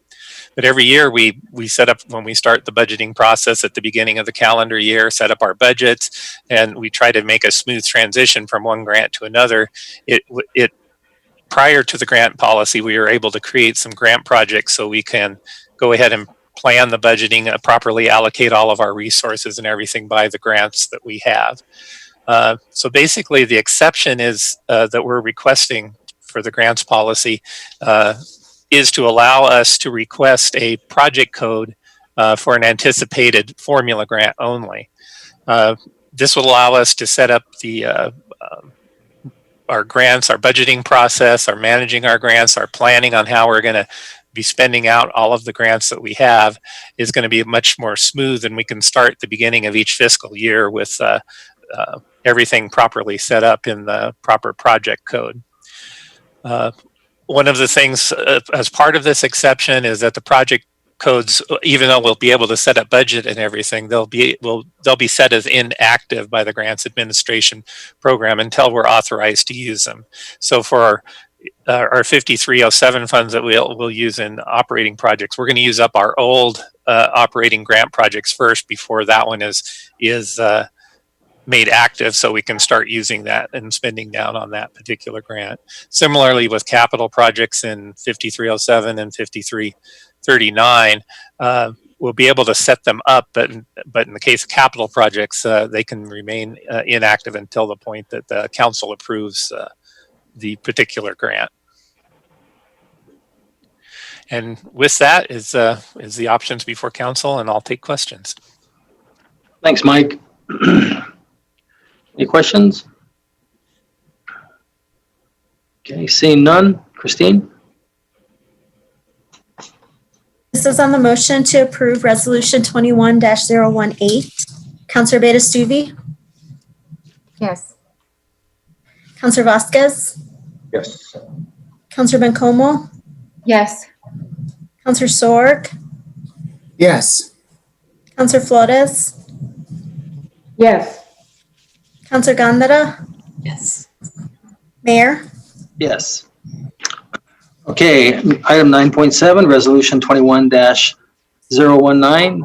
Motion second, please. This is Gil Sorg. I'll move to approve. Second, Bencomo. Okay, Larry Nichols or Dr. Tim Pitts or Leanne Demouche will be discussing. Sure. They're still closing that out. He needs to close this out. Needs to close this out. Mhm.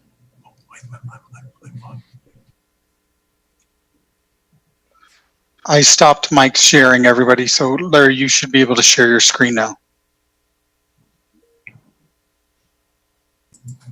Thank you, Mr. Delahan. Let me bring up the enlargement. There we go.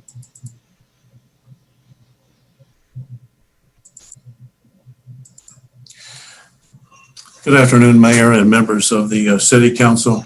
I'm Larry Nichols, Community Development Director. The resolution before you this afternoon speaks to the repeal of a number of current building permit fee schedules, and it also is going to be updating the community development building fee schedule to help consolidate those and help the one-stop shop be a permit center. I and Dr. Pitts, the Deputy Director of Community Development, will be presenting, and Ms. Leanne Demouche, Chief Budget Officer, will be waiting in the wings to answer questions that you may have regarding the budgeting or the revenues.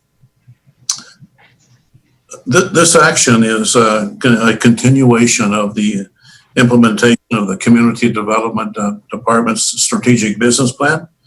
It specifically addresses the result number 3, which is that we will, customers will survey will say that they have been able to complete and experience a result-oriented problem-solving approach to our customer service and permitting. Over the last 3 years, community development has been updating codes, ordinances, fees, establishing boards, sunsetting boards, and in general, kind of bringing several items that have not been looked upon or visited for a number of years.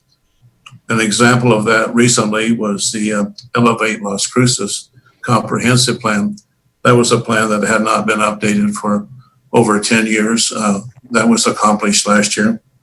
Another example was the residential permit fees from last year were updated. They had not been visited or updated in over 17 years. And then the Historical Preservation Board was in the making for about 4 years before we were able to get it in place, but it is now in place. And currently in process, we have the zoning code that will be being updated, and the fees associated with development fees will be coming before you next year for those updates. So in large, this resolution today is a continuation of updating several of our outdated fees and codes and ordinances. The construction permitting and permit fees enable the building code to be applied. And our codes address safe and sustainable construction. We do our plan reviews, we do our field inspections, And then we issue the certificate of occupancy. The structure you see there in the slide, that probably did not get much inspection, and it didn't meet the sustainable construction protocol. Permit fees were last visited in 2006 and reviewed at that time. That was nearly 14 years ago. In that period of time, inflation has gone up by nearly 41% between 2000 and 2018. The budget office helped us with this study, and that's the percentage of inflation rate. That include administrative costs for permits have increased during that time. Revenues and have remained unchanged because we're working off the fee table that we currently have. The current permit fees are really misaligned with our current cost of operation. And they are in need of review and update to reflect the current reality of the operation expenses. We developed a strategy to last year when we were working with the residential fees to undertake the fee increases and bring them into contemporary and appropriate fee charges for where we are in the development industry at this time. So we had to understand the rates. The city provides programs, the services, and infrastructure for the development community. Primarily, that's all construction. Of course, we do have subdivisions and we do have other planning programs, but this is primarily to the building side. We depend on revenues from gross receipts tax to meet the deficiency between our costs and what our user fees bring in. In addition to that, property taxes are also receive revenues from that sector. There are several departments in the city that are fully funded by the gross receipt tax. You see there the fire, police, and roads and parks. There are those that are partially funded by GRT and user fees, transit, park and recreation, and that's where community development would fit in as well. We're partially programmed or funded by GRT and partially by the permit fees that we currently collect on the existing fee table. And fully user fee supported are folks such as utility and the different licensees. This slide is a kind of a more of a graphic that the budget office helped us with. It explains the 2020 budget expenses, and then the parentheses you see below the figure that does not have parentheses is the revenue. So we can go through each one, but basically it understands that if you go to the far right-hand corner, you will see that currently we are through our revenues are generating about 65% of what our operation expenses are in the department related to the fee structure. The department budget revenues are at 1.3 million. Our building permit operation expenses are at 2.5. So that is a revenue deficiency of about 1.2 million or 40%, 47%.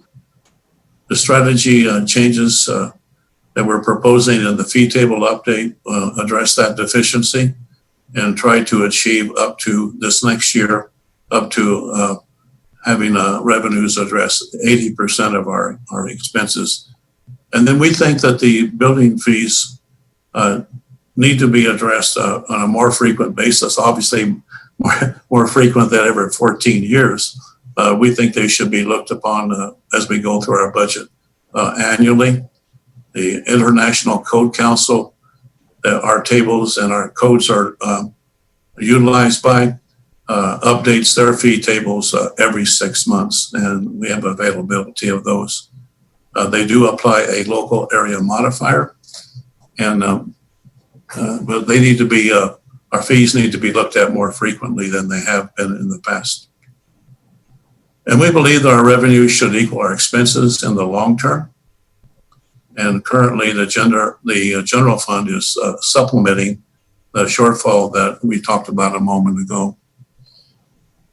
And at this point, I'll ask Dr. Pitts to help us go through some of the fee adjustments and updates we're talking about and how our strategy will address the issue of the fee deficiencies. So, Dr. Pitts. Okay, thank you, Larry. Tim Pitts, Deputy Director for Building and Development and Community Development. Mr. Mayor, thank you for your time and council. What I'm going to walk you through is the major changes we have in that document that's in the resolution. That's our new fee schedule. And as you'll have noticed, it's we've called it a consolidated fee schedule. So we took a bunch of old resolutions, and Larry in some cases underestimates how long ago it was that we revisited some of these fees. There's at least one of them that was last adjusted in 1990. So in 1990, I think I was graduating with my master's degree, and you know, that's an awful long time ago. So we this is long overdue, and as Larry says, we really need to be looking at these at least every 3 years, but I think every year we should be bringing these forward for you to take a look at it and see if we still are on pace with what the revenues that we should be generating in the building program. So the first fee that we're looking into is the technology fee. This was one that was introduced about 5 years ago, but it was initially set at a $0 fee because we didn't know how much things were going to cost. As it turns out, we spend about $250,000 a year on technology expenses. This has been a high priority. I know that the one of the previous city managers, this is a very high priority for. We introduced the technology, we spent a lot of money, and it's time for us to start recovering some of those costs and make sure that going forward we're not asking the general taxpayer to offset the technology improvements that are helping one particular industry. So right now we're spending about $250,000. The way that that we have implemented the fee, and it's very difficult with building fees to understand exactly what you're going to get out of them in the next year, because there's huge variations from year to year in how much construction goes on. One year we may get a hospital, and when we get a hospital, then all of a sudden we get big fees, and then the next year we may not. And you know, multifamily projects, they usually come along in big chunks. We'll get 3 or 4 of them at once, and then none of them for 3 or 4 or 5 years. So they're very lumpy, and so it's very difficult to look at one year and say, oh, this year is what we're gonna calculate it based on. So we're doing our best, but I really think this needs to be a long-term look. We should look at it every year and make adjustments accordingly.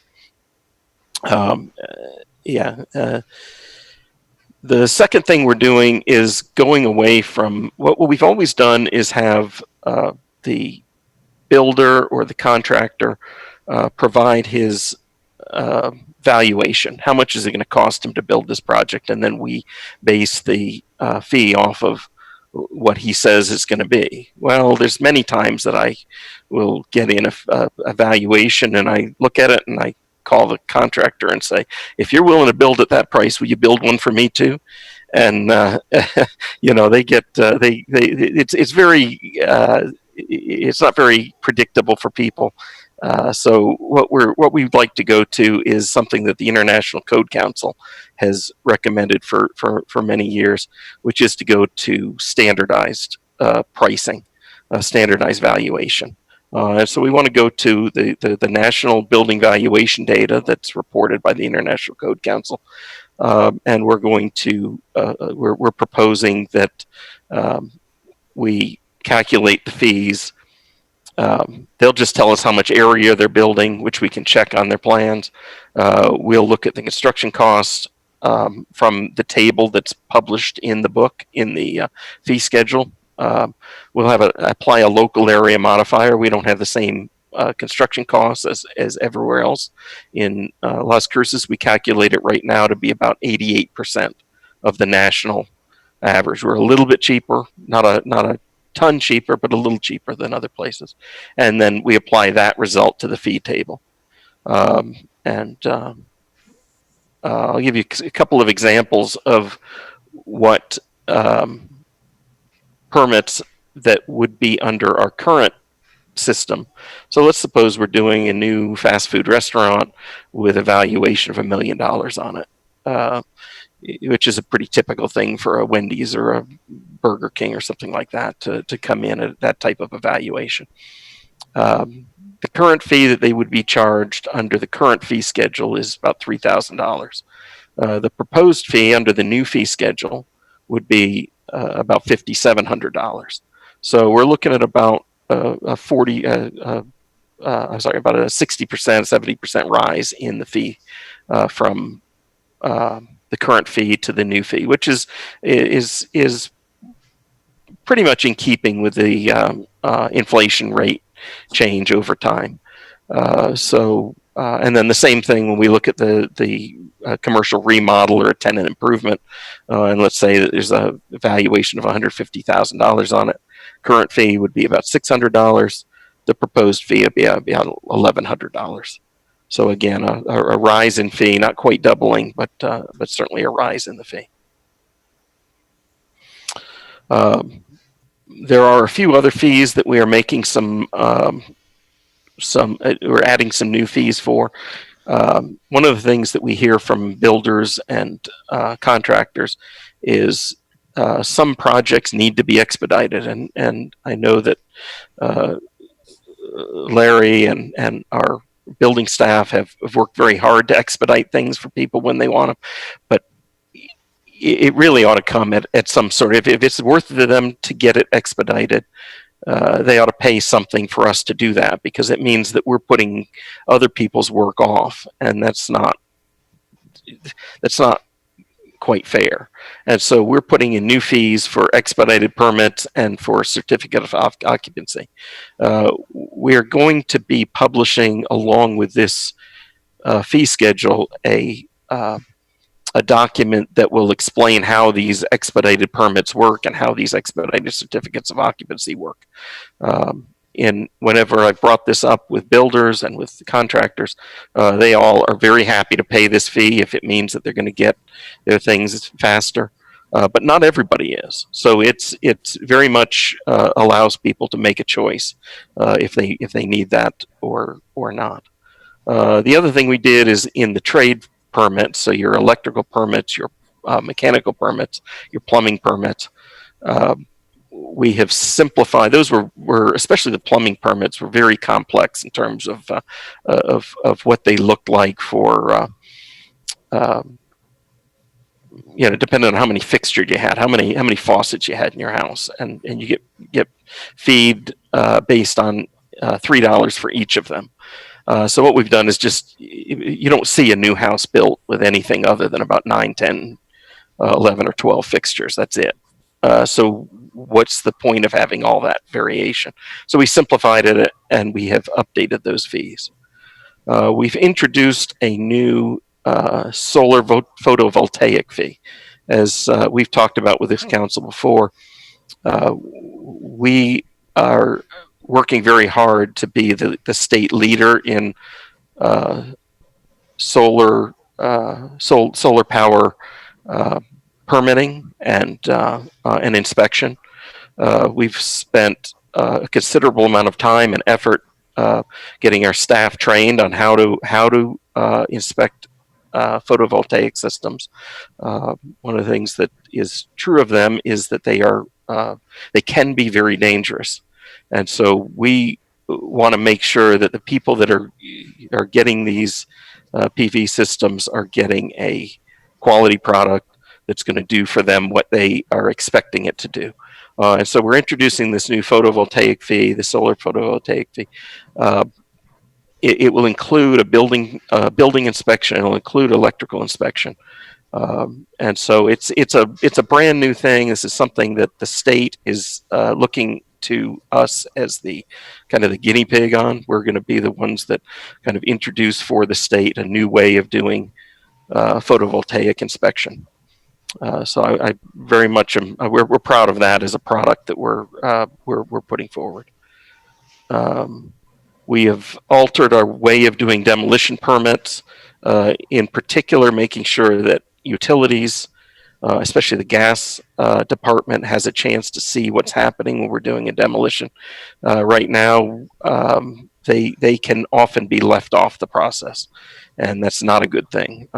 As you talked about earlier, we have a very high quality utility program in this city, and we want to make sure that especially the gas, is at its highest quality possible.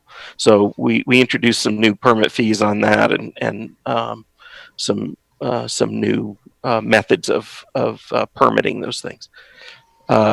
We also came up with a new method for calculating grading permit fees, and we're going to have a new way of doing grading permits. The old way was fraught with problems. It was very difficult to calculate a fee for, and we didn't have good rules on when you could get a grading permit. So we're going to be making that a lot clearer. We also simplified and updated the sign fees. We have updated all of our inspection fees, including introducing a new inspection fee for a third and subsequent inspection on the same item. So if we go out and look at something and say, nope, you got to fix this. You didn't do X, Y, Z, whatever that is. You didn't.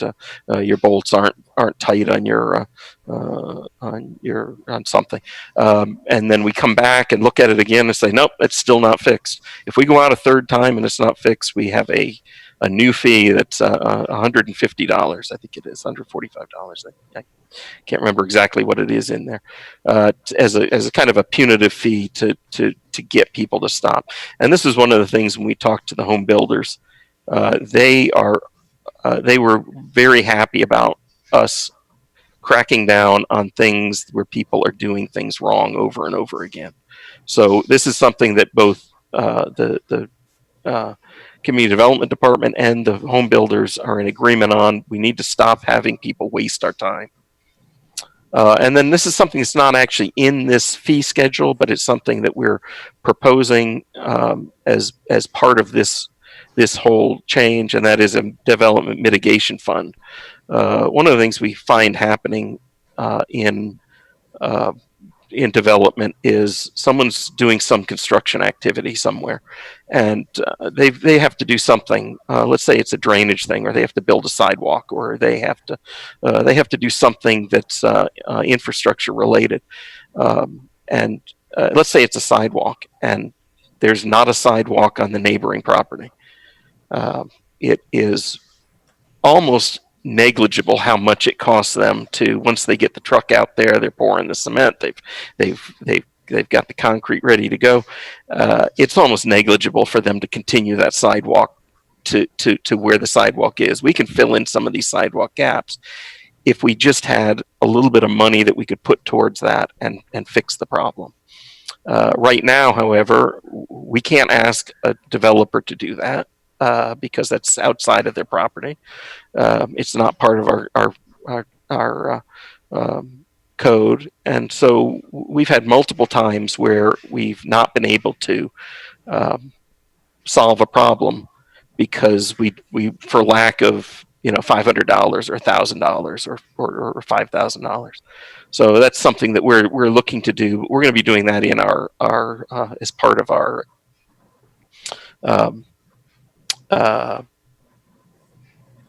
community development policies and procedures manual. So I did send this. I did send this proposed fee schedule out to anybody who had applied for a commercial permit this year, and any of the major design professionals that we work with on a regular basis. And I got a few comments back, not as many as I had hoped, but I did get a few back. We've spent a lot of time with the home builders on fees, so they're very well aware of what we're doing. I would say that and Larry, you can correct me if I mischaracterize this, but I would say that their position is they don't want us to change the fees, they don't want us to raise the fees, but if they can get better service out of us, if we can have a better department, if we have better technology and it makes their lives easier, they will agree to it. The comments I did get back on the fee schedule as proposed to you. One of them was a clarification on the residential fees. So on the residential fees, remember that you a year ago adjusted the residential fees from the 14 cents per square foot to 20 cents per square foot. We have not proposed any change to that in this new fee schedule. We have accepted that as the residential fee change from last year. What we did do, however, is on the additions and the remodels, we've said we will use the commercial process. We'll use the valuation-based process. So it was never clear in the older resolutions how you were supposed to calculate the fee for a remodel. It just doesn't address it. It's been done differently by different people, and so this clarifies how we do that fee. The second question I had was on how to calculate the valuation, and it is a little bit of a formula. I can walk you through it if you're interested. But it's basically you just take the square footage of the area that you're working on. You multiply it by a scope modifier. That is, what are you doing? Are you building a building that's going to be fully complete when you get your C of O? Then it's 100%. If you're doing a interior remodel, then it's 50%.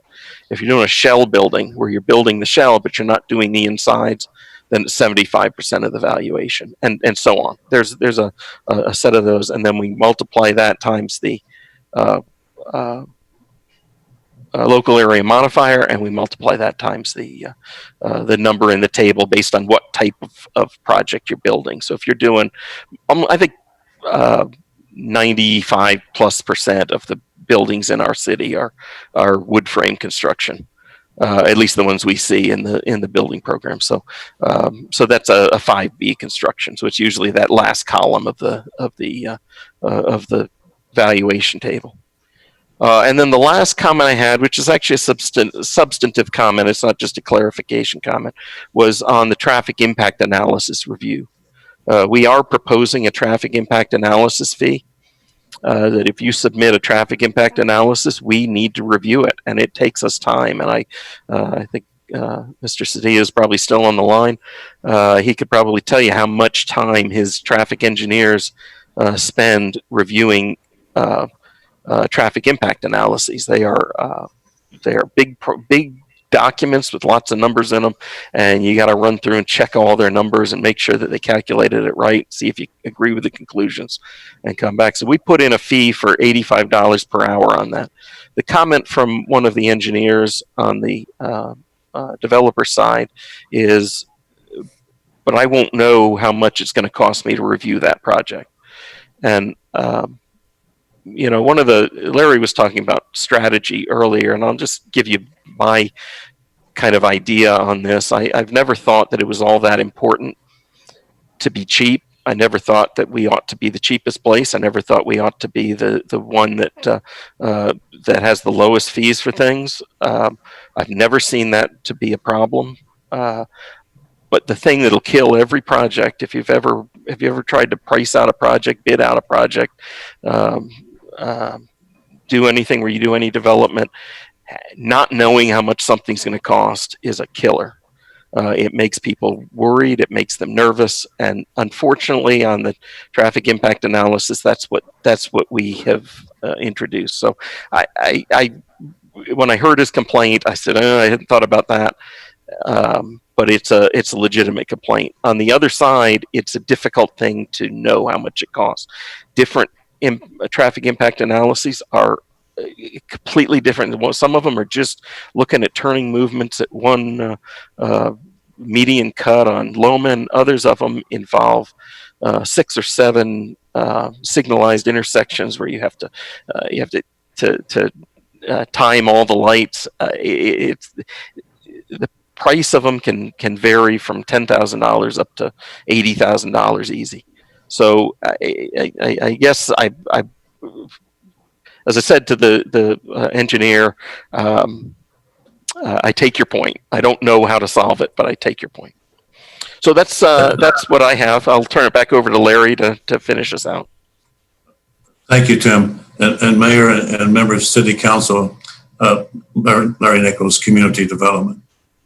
The important thing there at the end, as Tim was mentioning, is that we spent quite a bit of time telling the construction industries that the last year's residential fees were decided upon. This year, the commercial and trade fees are being evaluated and brought before you today. We presented these to the Government Affairs, Las Cruces Home Builders Government Affairs Committee, and got their input and their ideas on it. I have called several design professionals, architects, engineers, talked with the General Association of General Contractors about this. We've talked to developers. And then Tim just read to you 3 comments that we got back. But mostly what they tell us in those comments about the fee increase, proposed fee increase, is that, yes, it's been 17 years, and in some cases longer than that. And nobody relishes the idea of a fee increase for a service. But what is most important now is that they're able to acquire something for that fee increase. And what we're providing and what we've been providing the last 3 years for certain is we've been able to process their plan reviews more readily. We've been able to perform field inspections more readily. We've introduced new technology with the online plan review. We've been able to do the interactive video inspections. All of this has saved the contractors time, and time is the very important in today's construction activity. As much as saving perhaps a few dollars on not having a fee, a building permit fee go up, the important thing to them and what they expressed to me was these fee increases, if they provide us with these improved service delivery, we can understand that. And with that, Mayor, we're subject to any questions and counsel that you may have for us. The options there are typical, your typical options, and I will stand for any questions you may have. Okay, thank you, Larry. So it looks like we have a couple questions so far from Councilor Vasquez and then Councilor Beta-Stubbe. Thank you, Mayor. Thank you, Larry and Tim. I know you guys live and breathe this all day, all the time. You're tasked with, especially now with home building on the uptick considerably, ensuring that we can continue to develop our community responsibly, both on the residential and commercial side. So I appreciate all of your work. So one of the questions I have right off the bat is the benefit that the city gets in GRT from the development of both residential and commercial, and the offset of the taxes that we are able to get from new developments, right? From non-existing GRT that is now there through construction activities, and then on the commercial side through business activities. How is that weighed in this equation to raise the fees? Because I understand that perhaps we're operating this department not equal to the cost of operating based on the fees that we receive. But I imagine that we're getting enough GRT back from those activities that would make the department whole if we were just to allocate them from the general fund, which we already do. So I'm just wondering what the equation is there and how you guys figure that out. Councilor Vasquez, Mayor and Councilor Vasquez, I'd ask our Chief Budget Officer to help with this, but you know, for some time now, it's been recognized that you know, the GRT, our service fees are not covering our operation costs. Leanne, would you like to speak about the revenue?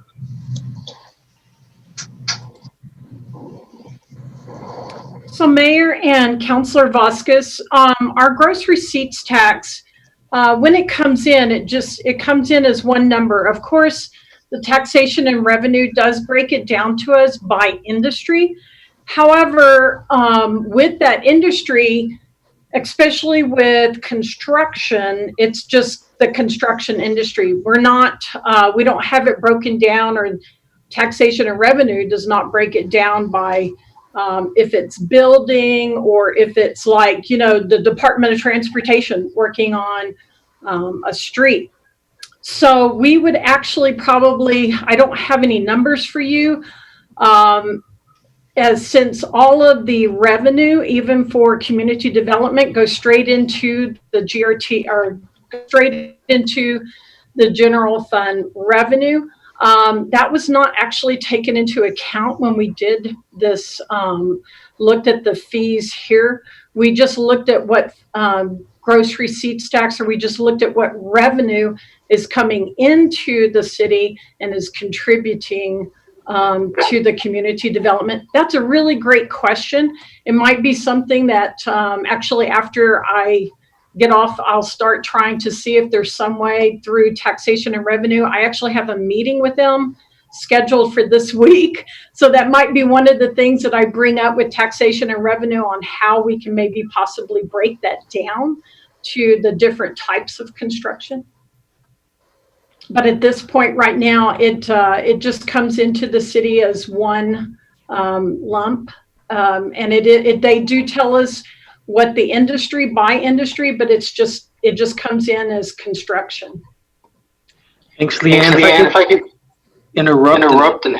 David Maestas wanted to make a comment. Thank you, Mayor. I appreciate that. This is David Maestas, Interim City Manager. Mayor and Councilor Vasquez, one thing to consider, as Dan pointed out, we may not have an actual number for that, but we're comparing two things. One is the cost of service for the Community Development Department, and obviously the rates that they charge right now are not meeting that cost of development. The second item, as you pointed out, is the gross receipts tax received from that construction. The gross receipts tax that we receive from that typically goes to pay for the maintenance and the rehabilitation of all the infrastructure that gets put in place. That would be the roadways, the sidewalks, the lighting. And as you can tell by looking at the CIP list that we bring forward to you every year, we don't have enough funding to keep up with the maintenance for a lot of the roadways that we have. You know, in your district in particular, there's several roadways that have been brought forward, and the question is, when are they coming up for pavement rehabilitation and so on and so forth? And they're a couple of years down the line, because we're trying to build up the gross receipts tax to be able to pay for those. So although we don't have numbers to give you on what that gross receipts generation is, I hope that by looking at the maintenance and operations that we still have to do on the infrastructure gets put in place, it gives you an idea of even with that gross receipts tax, we're still behind on our maintenance and rehabilitation. Thank you. Thank you, David. Thank you, David. Thank you, Mayor.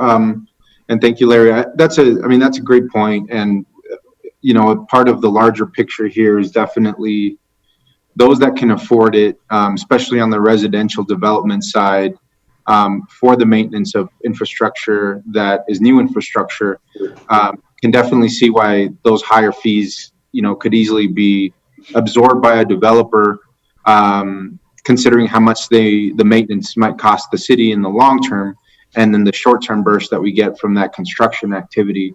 On the commercial side, I think it's a little bit of a longer arc, I guess. If we're I'm thinking about the equity in the fee structure, right? And if a small business is wanting to remodel, let's say, a property that's been empty in one of the inner parts of town, and they need to do some significant upgrades in the kitchen, or they want to convert a building so that it's suitable for a retail establishment when before it was a warehouse or something similar to that.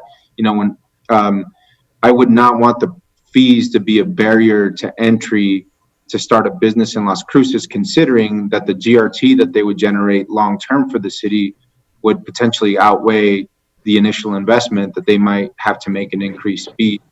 And so I know that's a little bit of a tricky formula, but I just think that there are some developers who can afford the fee increase, and there are some who maybe can't, that are really the small guys that are looking at investing into a remodeling a property, or it's their first time opening a business, and so they have very limited capital to work with. And so just thinking about what really is the benefit is do we increase the fees for those guys too, or do we allow, or should the fees stay as they are, or even be lower, or even be waived for folks that are going to provide the city with recurring GRT? And maybe that's a type of policy that we can enact in a place like, as an overlay for like a place like the El Paseo corridor, right, where we might say we will waive permit fees for commercial properties that are being remodeled in a zone that we target as a redevelopment area, because it's being blighted or there's too many empty buildings. But it just seems that a flat structure, not considering the whole benefit to the community and to the city on the commercial side, I don't want that to be a barrier to entry to those who can pay it and those who can't. Mr. Mayor? Yes. Tim, are you going to comment? Go ahead, Tim. Yeah, if you don't mind. Mr. Timothy Pitts, Community Development Deputy Director. Councilor Vasquez, I think you make actually a very good point. And I think it's something that the city has contemplated this for many, many years with our infill development policy plan. And I think that it would be a really good idea for us to revisit that and to put some of what you're talking about into a way of doing what you're talking about. Because I agree with you 100%. We have that room to work with, but when we don't have, when we don't make enough revenues to even, I get, and Larry as well get, and I apologize to David and David for saying this, but we get asked at budget time all the time, why how come you guys don't make any money? How come you don't have any money? And so it's very difficult. And actually, if you actually look at our fee receipts, what you'll see is that the building fees, the actual construction fees, are way below how much it costs us to do those projects. How much we didn't collect any fees on the hospital, and we're doing thousands of dollars of inspections on them. We collect very low building fees. Where most of our fees actually come in are on the infrastructure projects, the ones that are in the right of way. And really, I think the idea there was that they're supposed to be there to do what Mr. Maestas is talking about rehabbing streets, and it's to give us money to do the long-term maintenance on the streets. Now, the new street isn't going to need the maintenance, but the old street does. And so in a sense, it's a little bit of a, I don't know, might even call it a Ponzi scheme, that we're using new development to pay for maintenance on old streets. But I think we need to have kind of a holistic view of all of that and come up with something that accomplishes what you're talking about. Because I think that's a very important point you make. I don't know if you know this, but I have done development in other areas of the country, and in Alabama, for instance, we almost always relied on rebates of sales taxes. to do infrastructure in a project just because you couldn't. So the idea is out there in other places, and I think we need to kind of upgrade our infill plan, upgrade our infill code, and put something in place that actually accomplishes what the modern world requires, not what was required in 1992 when we started those projects. So Tim, let me ask you a question, if I may, around that plan. If we were to significantly, rework our infill development plan through an ordinance that would set forth a new infill plan, could we then amend the permit fees for that area without having to then go back and amend this particular ordinance, or would we have to amend both of those at the same time if we did want to offer those types of rebates or incentives or waivers in places where we know that we need to incentivize redevelopment? Mr. Mayor, Councilor Vasquez, we already do that with affordable housing. So when an affordable housing project comes in, it already has in ordinance ways that it can get around paying, especially impact fees and some of the things that really cause add significant amounts to their cost of doing it. So I think yes, we could do that in ordinance. One of the things we incorporated into this fee schedule was a statement that says that the community development staff is not responsible for waiving, reducing, amending, or changing fees for anybody. That has to be done through city council resolution. So if you had a resolution that said this type of project pays half fees, pays quarter fees, doesn't pay fees, whatever it is that you think is the appropriate thing, you would just have to be able to define the project. And I would say by ordinance, that either ordinance or by resolution, that resolution would allow us to say, no, city council has already spoken. City council says this type of project doesn't need to be feed. And so we would be able to do that. As I say, we already do that with affordable housing projects. Mr. Mayor. Yes, David. This is David Allen for the record. Infill projects, as Larry will testify, they don't pay building fees on the building portion. That's where Larry was talking about earlier on the hospital off of Samaritan. They didn't pay any building permit fees. They did pay impact fees for both public safety and utilities, but those are different issues. And on our impact fees for affordable housing, actually you as the council in the budgeting process set up a part of the budget every year to pay for impact fees for affordable housing. It's primarily for water, wastewater, and parks. And the thing you have to remember on water and wastewater is those impact fees are pledged revenue to pay off debt service. So that's why we have to come up with a different source for paying for them. I think the city has been very generous over the years in the infill process, both in an expedited approval and in our fees have long been zero for the actual building permit for the infill area. Thank you, Mayor. Mr. Mayor, if I may. Mayor and City Council, Councilor Vasquez, I'll answer pointedly your question about how do we assist folks that may be starting their first business. They may have found a good purchase on a building that they would want to do what we call tenant improvement. And most of the time those fees are related to the trades, the electrical, the mechanical, the plumbing folks. And we have had very little change in this proposed fee increase for those. We made them more simpler to use and understand. But I was at one time in business for myself. I was a contractor and had my own business. And I can remember those days where, how could I save money on various things?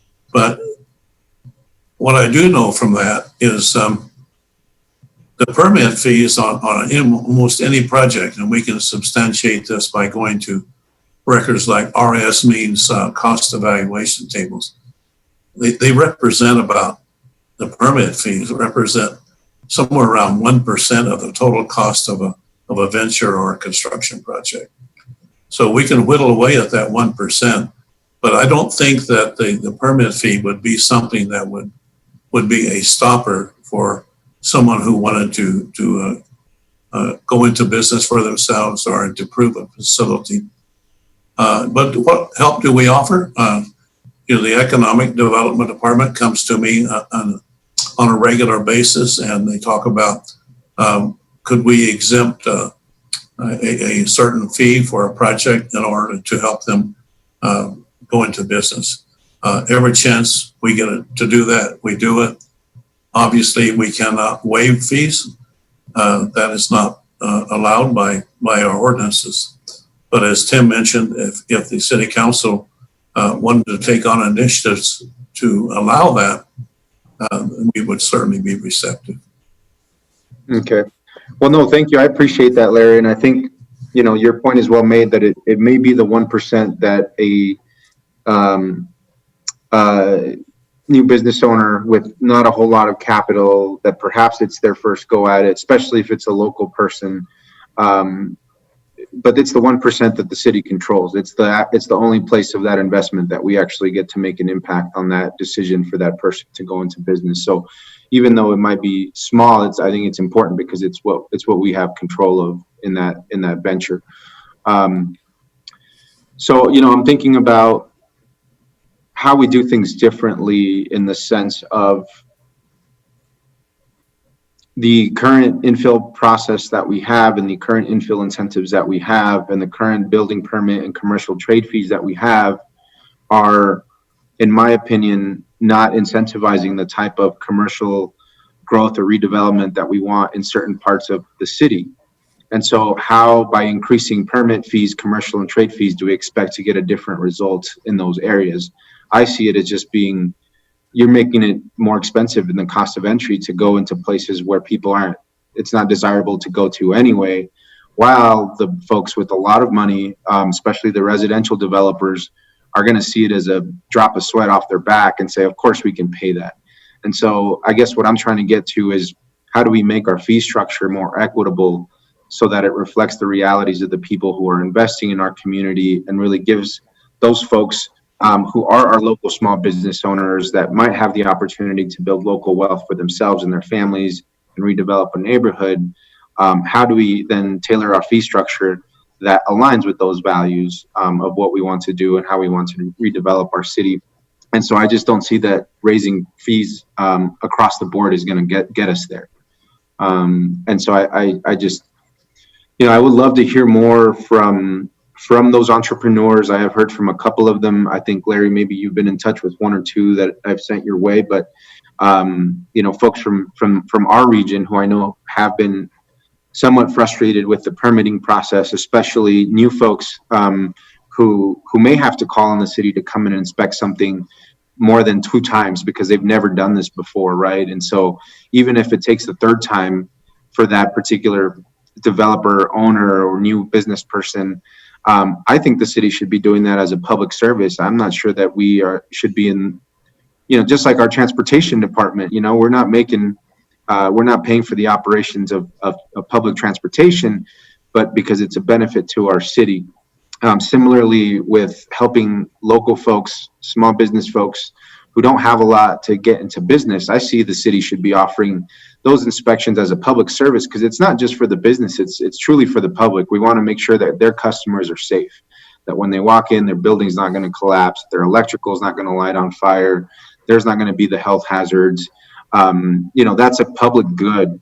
And so even though I, in theory, absolutely agree that all of our departments should be running at 100%, revenue to operations budget, I also just see that this is a public service, and by making it easier for folks to build something, a small business or a home, we're really doing a benefit to the community on the larger scale. And so that's a little bit of the way I kind of just see maybe the department hopefully thinking in the future. In terms of the public comment, I'll just move on to this is I think whenever we talk about raising impact fees or residential or housing impact fees, park impact fees, like we usually have a pretty good chunk of people commenting on those particular proposals in person at City Council. And so, Mayor, I know you mentioned there was no public comment to read.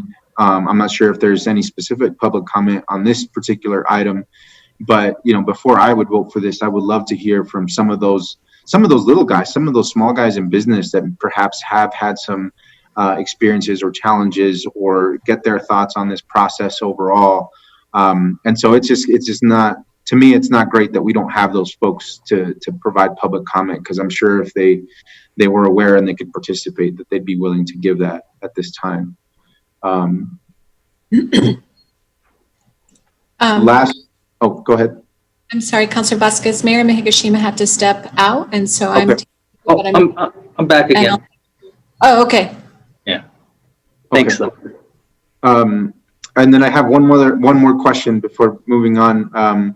In terms of the, you mentioned the 95% of the construction was around wood frame construction.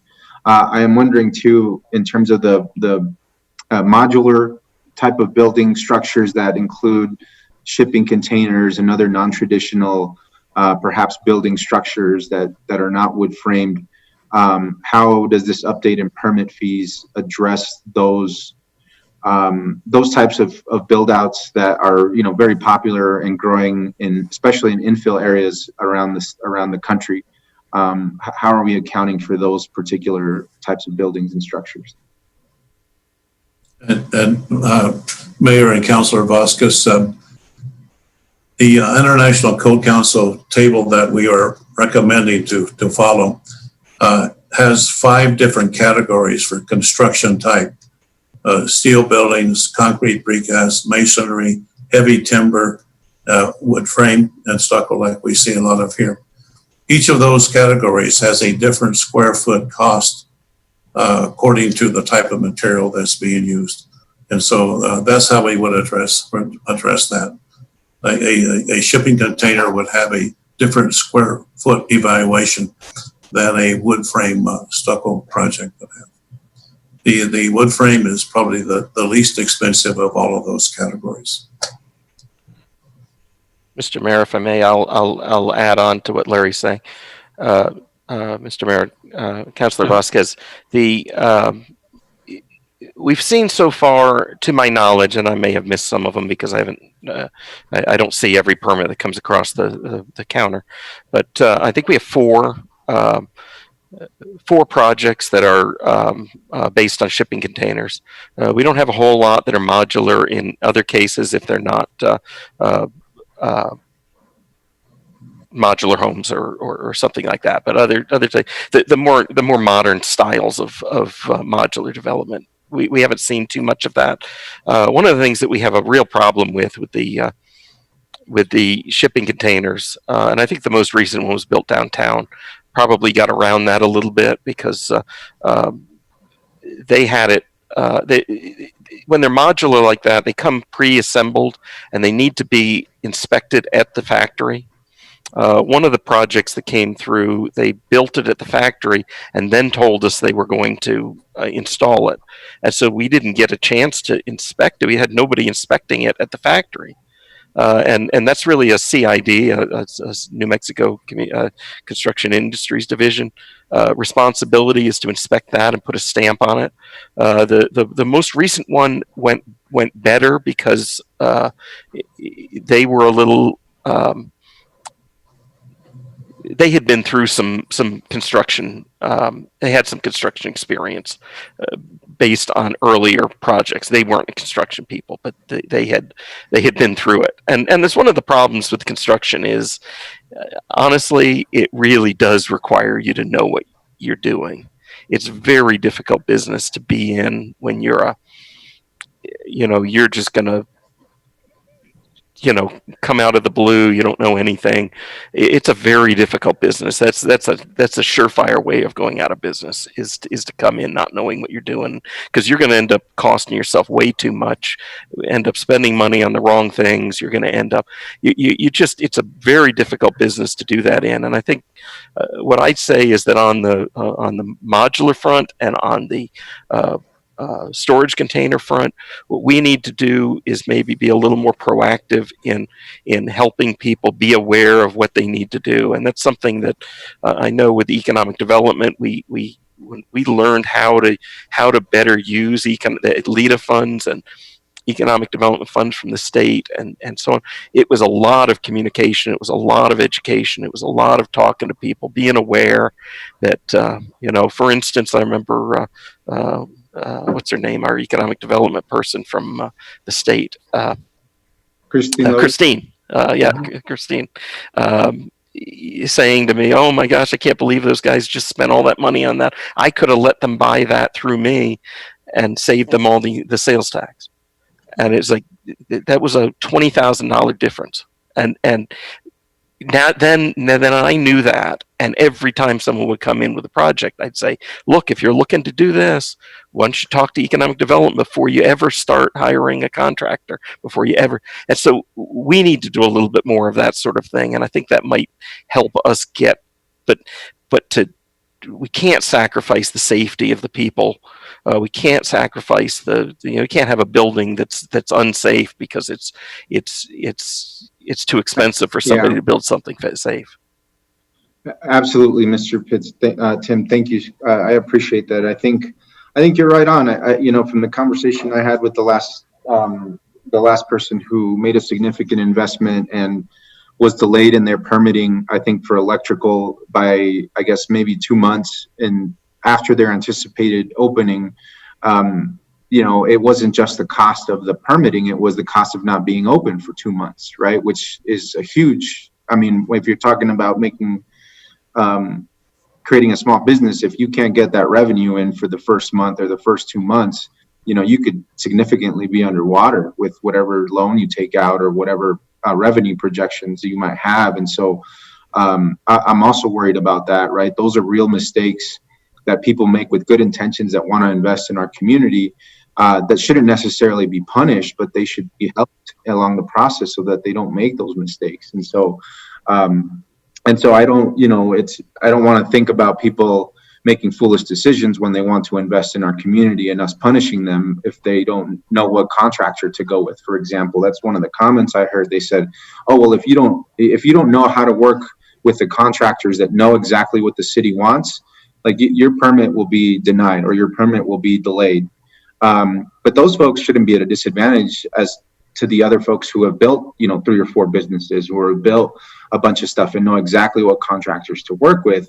Us as a city, we should be working with everybody equally and trying to, again, to make sure that those investments that they are making in their community, those real loans, that real collateral that they're putting up, that we facilitate that process for them to invest and to create jobs, especially the smaller guys. And so I think we have an opportunity with the fee structure on especially the commercial and trade side of things to really think through how we become more equitable in facilitating the development of businesses and redevelopment of infill areas in our city, rather than just raising it all across the top and saying, it's up to you. Now you guys figure it out. I'm not saying that's what you're doing, but it just, I'm a little bit uneasy. I would love to have a work session where we maybe bring in some of those folks that can, talk to us directly about some of their experiences, in addition to just really thinking about how the permit fee structure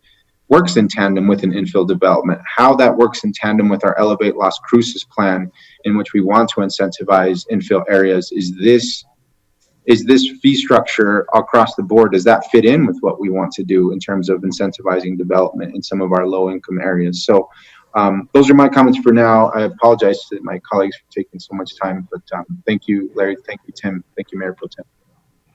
Thank you, Councillor. I think you hit on some good points there. Councillor Abeyta-Stube. Thank you, Mayor, and thank you to my colleague. Councillor Vasquez. I think you worked through a lot with your questions. And I'm very much in agreement with you. I also think, given with the situation that we have regarding COVID, and because we are seeing adjustments still, and anticipation we're probably going to have adjustments with the businesses that are open and might stay open or closed. And so I would be hopeful that once we resolve this issue, they might come back up and want to reopen their business again. And if we have our fees at a higher rate, it might make it even that much more difficult for them. And I know that we want to get ourselves back on track once, we have hopefully a vaccine. So I would very much like to see a work session and bringing in the commercial aspect of voices on there, as well as the home builders. Though I do agree that 14 years is probably too long to make any of these adjustments. I do really like the idea of being able to look at this at a yearly basis to make sure that we're caught up. And as the market changes, as life changes, that we're staying current with everything. But for right now, I feel that I probably will need to wait on implementing any sort of fee changes at this moment. Thank you, Mayor. Councillor Bencomo. Thanks, Mayor, and thanks everyone for the presentation. You brought this to the Finance Committee a couple months ago, and so I feel like I got to ask a lot of questions then. I think that my biggest takeaway, though, through this conversation is that, or at least through the presentation before, Councillor Vasquez made some excellent points. I feel like, given how rapidly the city is growing, the fact that building permits have not slowed down during the time of COVID, right? You're keep presenting us numbers that are pretty incredible for this time. So to me, I feel like there's definitely a sense of someone's not paying their fair share. So I think that's the way I'm approaching this conversation, given how outdated some of these fees are, given that, during the finance presentation, you mentioned that some out-of-state developers are always like, are you sure? Right? Like, that's really your fee? Because it tends to be on the lower end. So for me, I'm coming into this feeling like this is actually an important step. I do want to support this. I will support this. However, I feel like Councillor Vasquez made an excellent point about this sort of equity scale. And so I would like to hear perhaps more concretely on what that could look like moving forward. If this passes today, what's the potential and opportunity for us to revisit, given some of the conversation that we've just had around some of those local folks who are on the commercial end that might not have a lot of capital. So I feel like I didn't necessarily concretely hear what we could do, but could somebody, Larry, I don't know, perhaps, do you want to address that? Mayor and Councillor Bencomo, Larry Nichols, Community Development. I'm often asked from folks that you were mentioning or referencing, hey, I want you to waive my fees. And I guess that could be looked upon as Councillor Vasquez mentioned, that we ought to be doing this as a public service. Our ordinances, our current ordinances, do not allow the community development department to waive fees. So that would not, we would not be following our law, our legal obligation. But what can be done, and what has been being done with those types of requests and initiatives, is that we can work with the Economic Development Department. We can find different avenues for them to have some incentives and some benefits from that. I don't know that we would be able to say we waive fees for some folks and we don't waive fees for others. I don't think that would be Well, for one thing, I don't think it's in our ordinance to be able to do that.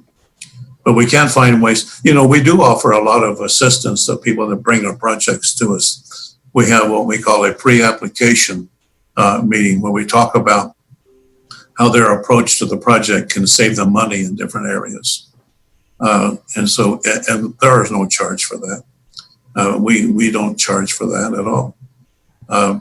We go and once we have a permit and a project is being constructed, our building inspectors often find ways of making suggestions to contractors to help them have the outcome they're looking for with less expense. Councilor Vasquez mentioned a few moments ago in a comment where someone had told him that you have to choose the right contractor to do your project, so that the city otherwise may not allow you, to give you a permit. I just have to say, sir, that is entirely that is not correct. The people we work with here, we work with everyone. The ones we work with are ones that are licensed contractors by the Construction Industries Division. We do not have a preferred list of contractors. Everyone that submits their application is treated equitably and fairly and non-discriminatorily.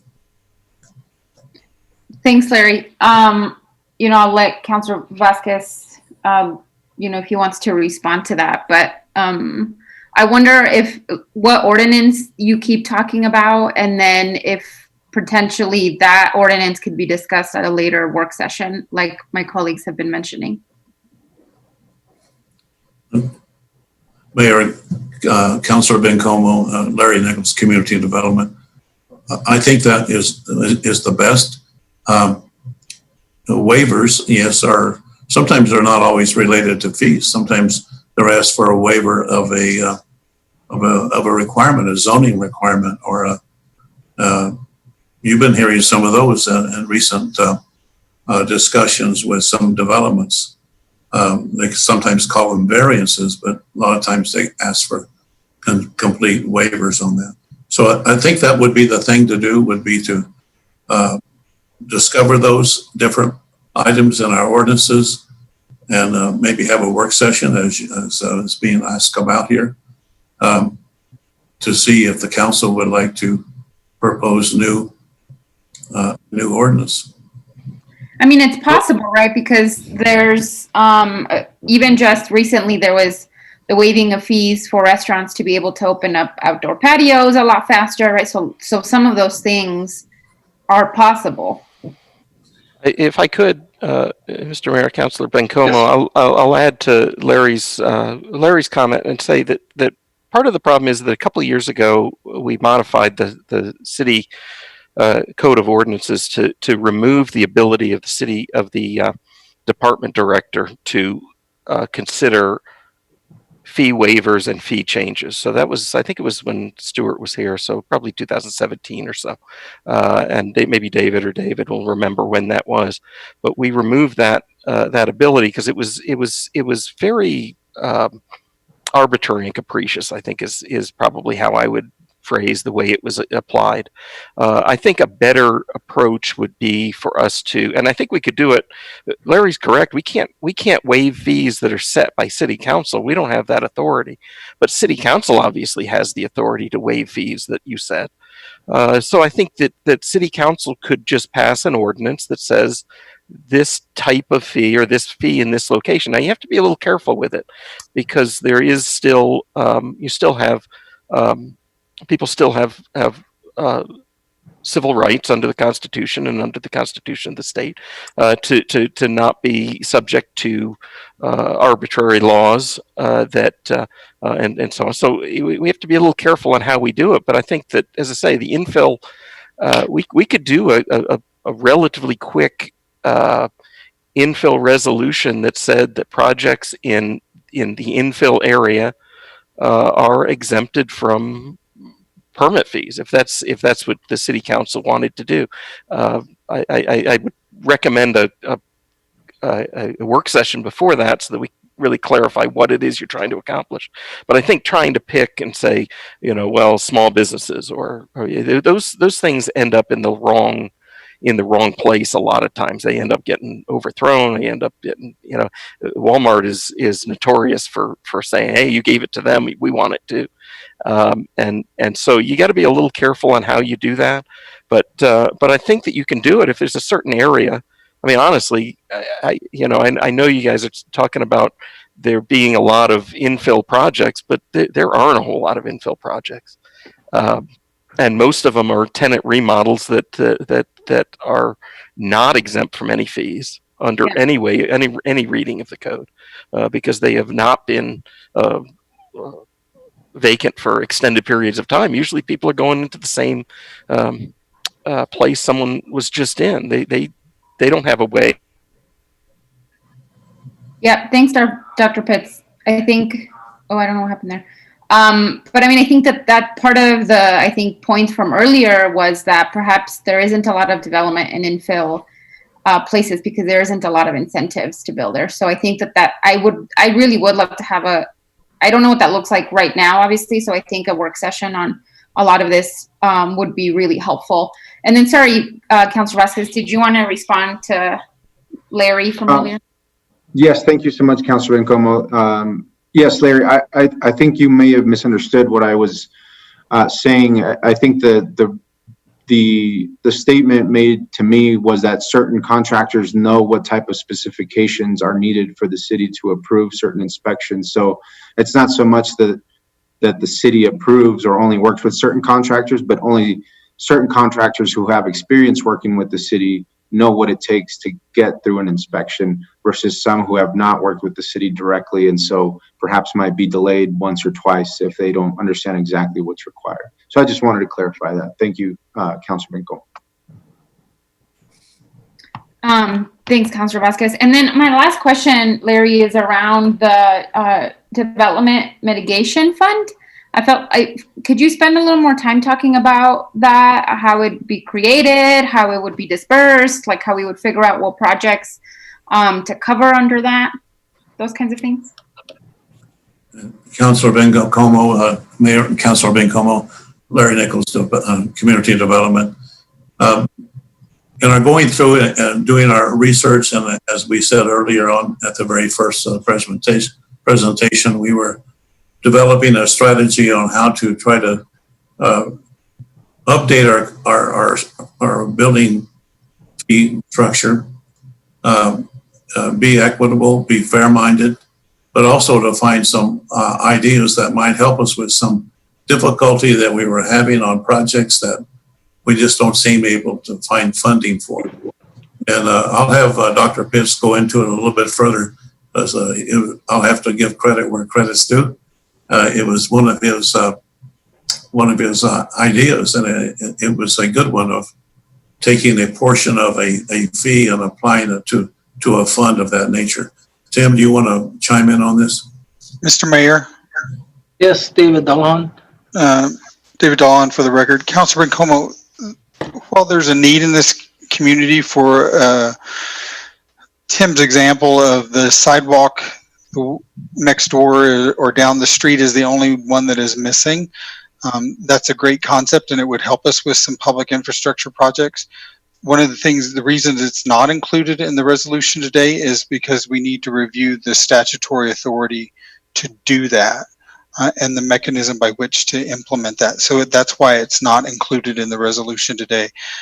There are a lot of mechanics that would have to be worked out to put that in place. And first we have to figure out, do we have the statutory authority to do that without ultimately coming to council in the form of a project development agreement? Because essentially you would be allowing a developer to use city funds to make a public improvement, because the sidewalk is the city, or a curb and gutter or drainage. That would require some type of project development agreement that would essentially take city funds to that developer who's developing next door and make a public improvement. So those are the mechanics that we have to figure out. It would be appropriate on a small scale, not a large scale. So, David, this is Councilor Bencomo. It wouldn't be that. So this fund wouldn't be, for example, used by Public Works Department to fix the example you gave of the sidewalk. It would be given to the developer. Right. So the example that CD talked about with me was that we have a major remodel going on, and the lot next door has no sidewalk, and it's the only lot on the block that has no sidewalk. So we would actually pay that developer when he's pouring his sidewalk in front of his property to pour the sidewalk next door in our right of way. So it's only for our public improvement. It is not for use by our Public Works Department. It's for someone else to make a public improvement on our behalf. That doesn't mean that they're not, it's needed. Don't get me wrong. I mean, look at the sidewalk gaps that we have. When somebody's next door pouring concrete, why can't we ask them to pour a little concrete for us for a sidewalk? So there are plenty of small examples to do it, but the mechanics of it, we have to have authority to do so. And how do we make that work within the city organization? Those are things that we have to work through. And we're not setting aside that fund now. The money just goes into the general fund. Okay, that's helpful. Thank you, David. That's it for me, Mr. Mayor. Thank you. Thank you, Councilor. Did we get to Councilor Beta-Stuvey yet? Yes. Oh, okay. Councilor Sorg? Thank you, Mayor. Mr. Mayor. What an interesting discussion we've had today, covering a lot of points that I was really interested in too, and especially when it comes to infill, when the conversation turned to infill. This is something I have been wanting to dive into now for years. We have this infill area that is west of Interstate 25 and east of Valley Drive and north of University and south of North Main. Correct me if I got those dimensions wrong, but the infill has been, I thought it's been very slow in coming. And a lot of it, as Councilor Vasquez was talking about, has to do with properties that aren't necessarily undeveloped, but need to be redeveloped. And I think we ought to revisit our infill policies here, because what we've been doing doesn't seem to be working.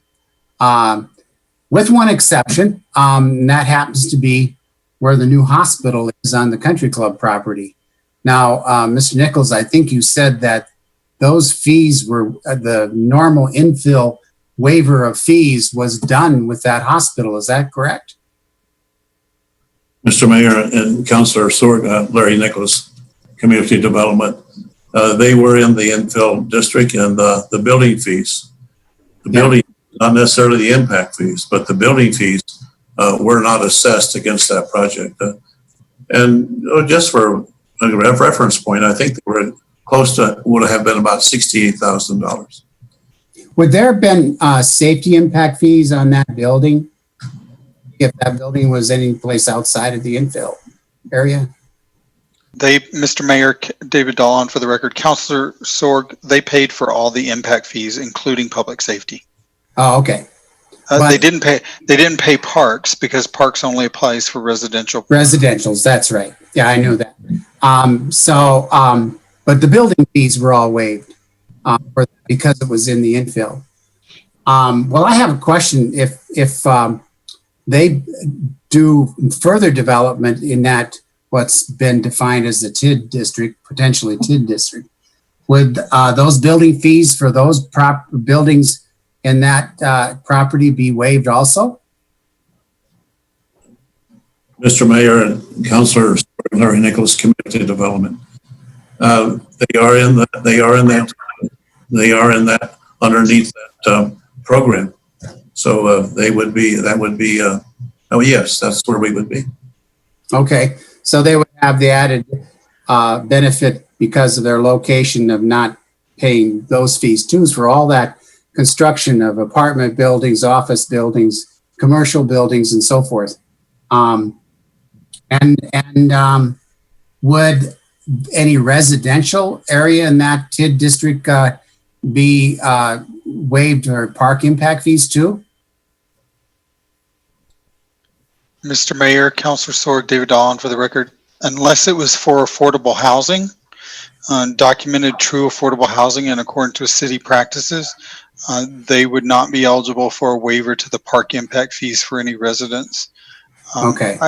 I don't understand them at this point as what was proposed in their TID application, that they're going to look at affordable housing, what I would consider true affordable housing, and then therefore they would have to pay the park impact fees. If they were looking at affordable housing for the park impact fees, we would have to look within our budget for the impact fee waiver program because we're supportive of affordable housing. Sure. We find a mechanism to pay that through a different funding source, which is an eligible expense under the New Mexico Affordable Housing Act and the state constitution. You have to remember, we're still subject to anti-donation. We can't really give anything away for free. Of course, like a whole no, never mind. So I would support this resolution if we have a revisit of the infill and to include some kind of benefit, or not benefit, but incentive for remodeling, for example. Just who knows what all possibilities are to encourage that kind of redevelopment in the infill area, that especially what Councilor Vasquez was talking about. So thank you, Mayor. I'm okay now. Thank you, Councilor. And just want to say there is an exception in the anti-donation clause for commercial development, economic development, if it provides increase in jobs. So just thought I'd share that with you. Let's see here. I think Mayor Pro Tem's next. Thank you, Mayor. Thank you. I really appreciate the Councilor Vasquez's comments. It was a lot of information to move through, and throughout the presentation, I was feeling like there's a lot more work that needs to be done, like this mitigation program and some other things, and Larry, I know that you had talked to several people or organizations that represent the small. I think you mentioned Small Builders Association and such, and I think that's all very helpful. And I knew for some time that this was going to come back to us because you've been working on it. So one of the concerns that I have is on the traffic impact study fee, the $83 an hour, and sort of, that feels like something that really needs to get, we really need to look at that a little further, especially when you're working with somebody that has very little experience with the city. I think you're right. People want to know up front, and that's what I consistently hear over time is I want to know exactly what I'm getting into and forecasting what might happen, what may not happen. And I know I was struck by sort of the conversation that moved into the modular building or the storage containers, specifically downtown. I think those are things that I had been somewhat involved with, trying to help pick up the pieces, and Larry getting you involved and whatnot.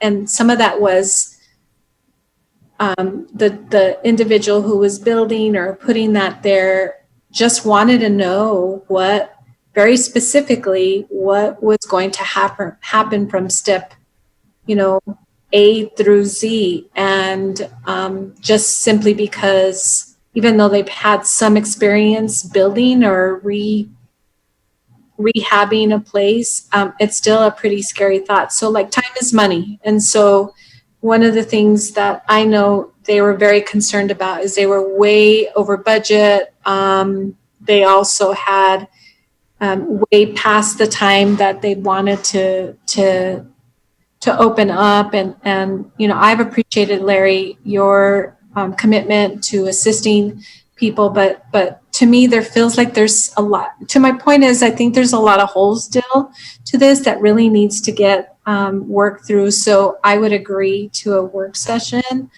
And I do think that, and I remember clearly, Larry, we talked about INFILL at the Rio Grande. We had a really robust conversation and discussion, and we're all very excited about, and that was shortly after I got elected the first time. And obviously something's not working at optimal because we don't get a lot of INFILL projects. And being the one representative of the original town site, and knowing that there's some opportunity to build INFILL, I think we need to get it right. So I'd really love to have a work session specifically dedicated to this. I feel a bit uncomfortable agreeing to this right now. And I'd like to see other people, builders and the like, participate in this. It would make me feel better. I'm not sure in terms of public comment if we got opportunity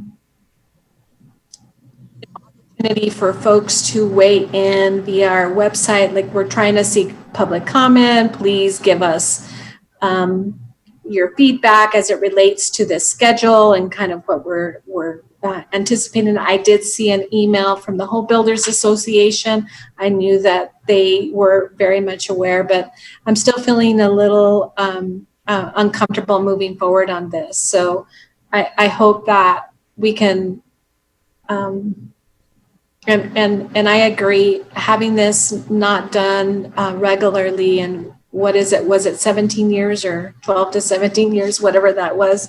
Yeah. Really long time to update those fees, and we should be doing that much more regularly. So thanks, Mayor. Mm-hmm. Councilor Flores? Thank you, Mr. Mayor, and thank you, Mr. Nichols, and thank you, Dr. Pitts. What I didn't see in the presentation, I did get up and walk away from, I had to attend to something, but those are the shortcomings of working at home. Things come up and you have to address them. But I know, Larry, you've been talking about this since I've been a counselor, and 2.5 years. And I don't know if it was mentioned that our building fees are very, well, we have builders coming here who have said to you or Dr. Pitts or whoever that they can't believe how low the fees are. And I think you did, and maybe you presented today, the amount of money the city has lost over the years because it hasn't adjusted.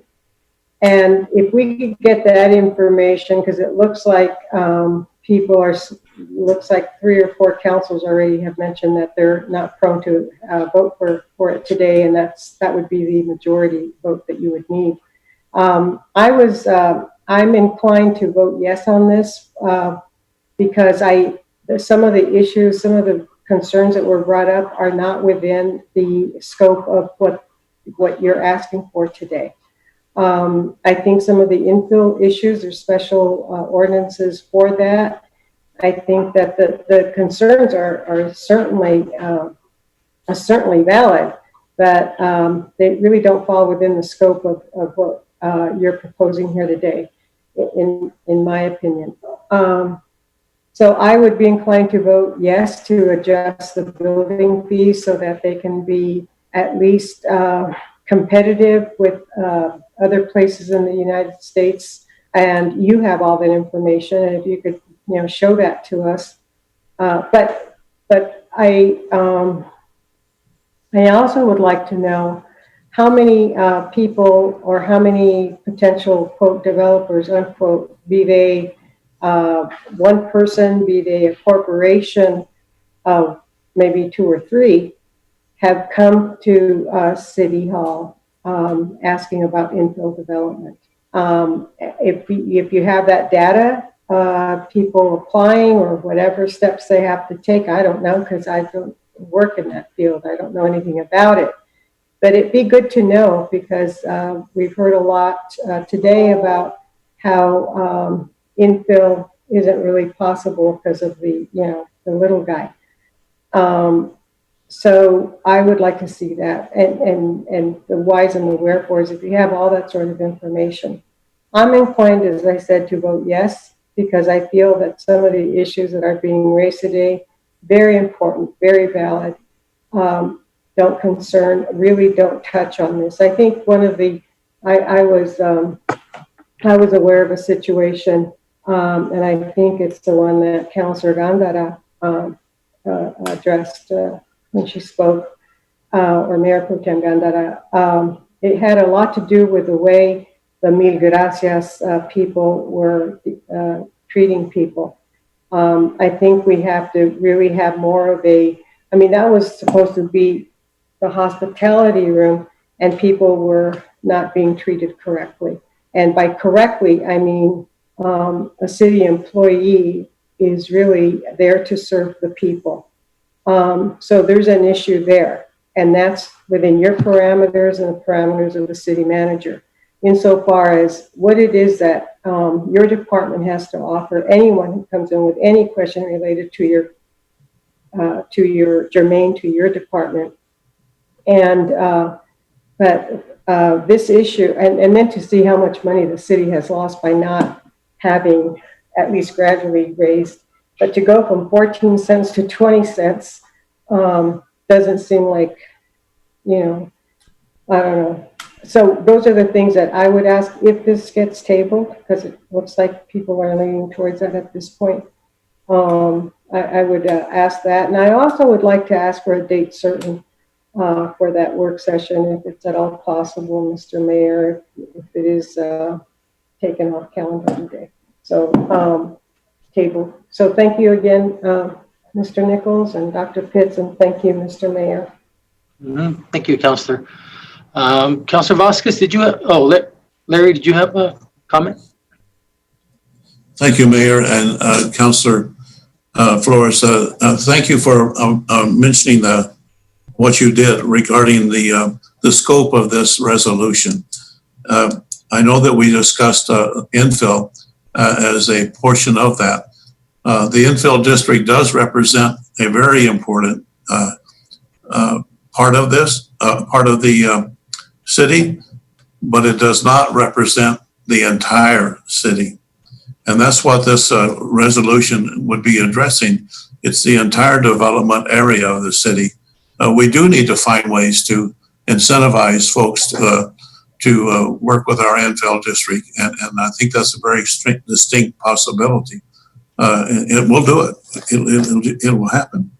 But I'm hoping that discussion does not overshadow what is being able to update our codes, update our fee tables to apply to the remainder of the city. And as you mentioned, Councillor Flores, we do have not only small investors, but we do have large investors that come to our city, and for them to be functioning on building fees that are 14 or 17 years in arrears, if you will.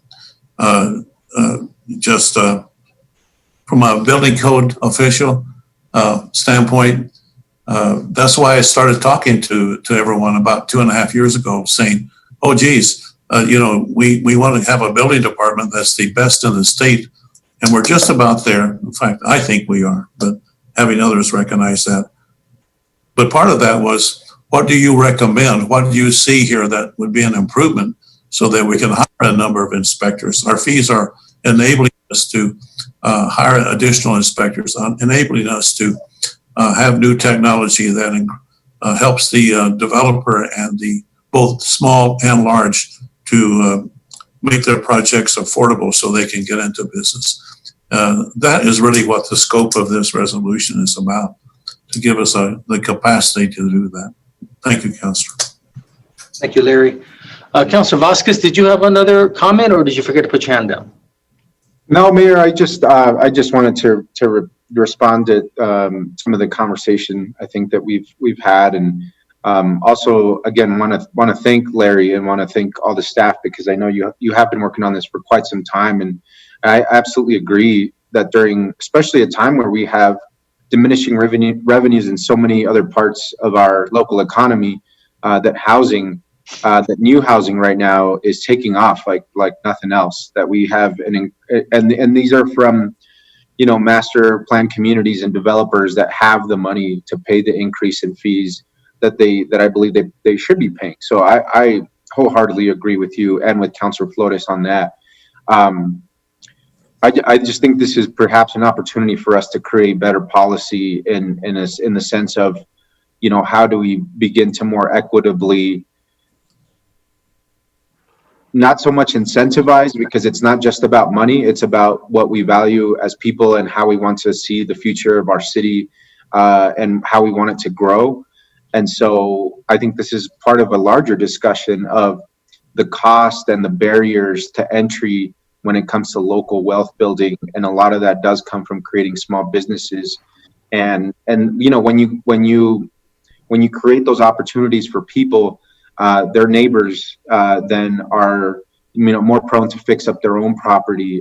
Residential neighborhoods in the surrounding areas of those places that are seeing, you know, lots of vacancies then become more desirable places to live. Property values go up. So it's not just about a fee. To me, it's really about how do we create this policy, right? Especially when it comes to the barriers to entry to owning a small business or redeveloping an empty storefront or an empty restaurant in a place that currently we're seeing more people leaving than coming. Is there an opportunity here for us to do that? And so I just want to make sure we don't lose that part with, or confuse it with, you know, obviously the residential developers at this point not paying their fair share, because I'm pretty sure they're not, especially if they're telling you that comment. I also haven't heard from them.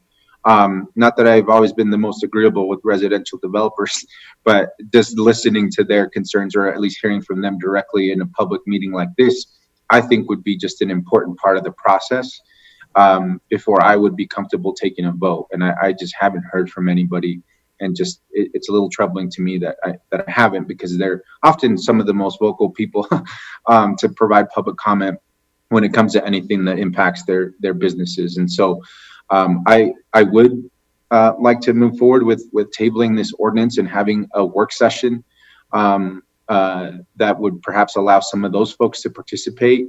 I'm not sure that my vote would be much different, but I think it would be a better informed vote for me, and also would allow us to learn about those mechanisms and those processes through which we reform our infill development, so that we can actually have some certainty in that, you know, if we vote to support this fee increase, that we also still have an opportunity as policymakers to make sure that we can tweak those parts of our policy to allow the investment into those infill properties, and let, you know, we can fill up the Long John Silver's or the Burger King and the Chinese restaurant and all those places that are just, you know, one after another, the Payless shoes, all those places, you know, one after another, people are leaving. So I just want to make sure that we are tweaking the right things here. I'm not sure what the correct timeline is, and would defer to staff in terms of when we could table before having a work session on this. But Councilor Vasquez, I actually have a few dates here. So I was just going to let everyone make some comments. I was going to say something, and then I'll turn to you for if you want to make that motion to table. No problem, Mayor. Thank you. Councilor Flores, did you forget to put your hand down, or did you have another closing comment? Oh, yes, I was just so engaged in what Councilor Vasquez was doing. It's his fault. Fifth closing comment. Yes, thank you. Mr. Mayor, if I can comment. Sure. Thank you. Mayor and Councilor Vasquez, I think one of the things that I'd like to point out is that there were a few other things in this proposal that Larry and I have been working for several years on trying to get implemented. The expedited permitting that we have had no way of actually implementing because we have no way of charging a fee for it. So therefore, and the number of developers that come in asking for an expedited permit, and it doesn't seem fair to me to charge them the same amount and expedite theirs and then not expedite the person that's. I have to do it in order, given the way that we issue permits right now. There's some things like that are pretty important, and I guess I would be more. It would help me out more if you would just put a TBA on the parts that you don't like, or to be determined, or something like that, and the parts that you do support. I mean, the having the unified code, or the unified fee schedule, having the fees for the things that you guys aren't objecting to. So, for instance, sign fees. I haven't heard a single person say anything about sign fees. Sign fees haven't been adjusted in 30 years. We're charging it's ridiculous amounts, $3 for a permit. That takes us longer just to actually pull it in off of the Excel site, look at it, and issue the permit than that. And I just there's a lot of stuff in here, and I guess I would that's my only caution to you, is that I feel like we're getting caught up in infill, which is I would say that if that amounts to more than 2% of our revenues, I'd rather zero that out and just say we won't collect any fees in the infill, if that's what you want us to put into the resolution, than just get caught up in it, because it's not a significant revenue source for us. That's not where construction is happening, and where construction is happening, they need inspections. We're being asked to get inspectors out. We had 82 new single-family homes permitted last month. 82. That's the most we've had, I think, since 2006, maybe. Might be the most ever in a single month. And I'm going to have to send inspectors out to do this. I don't have enough inspectors. They're going to have to wait. And I think that's why you're not hearing from the builders, is that they don't mind paying more. They are okay with it. If we were squeezing them, you'd be hearing like you wouldn't believe from them. But we're not squeezing them. So I guess that's the only caution I threw out, and I will leave it at that. Yeah, Dr. Piss, let me just say a couple words before it looks like there's a couple more comments. I'm supportive of, and I appreciate all that you and Larry have done. I'm very supportive of this. It's very thorough, and I'll tell you, this is probably the best time, because interest rates on homes are the lowest that they've ever been in 50, 60 years. So it easily will overtake that. But I think what I'm hearing from my colleagues is a lot of it is just anytime you increase fees, especially to the user, you want to have the opportunity to at least hear them, see them, hear what they have to say. Sure, no one likes to have the fees increase, but it sounds like this is more of a cost of service. This is what it costs. This is what you want to raise it to, and this is why we need to have it. I think it's more than fair. And so what I was looking at was August 10th is canceled, because that's the day we're supposed to negotiate with the new city manager, if we have one.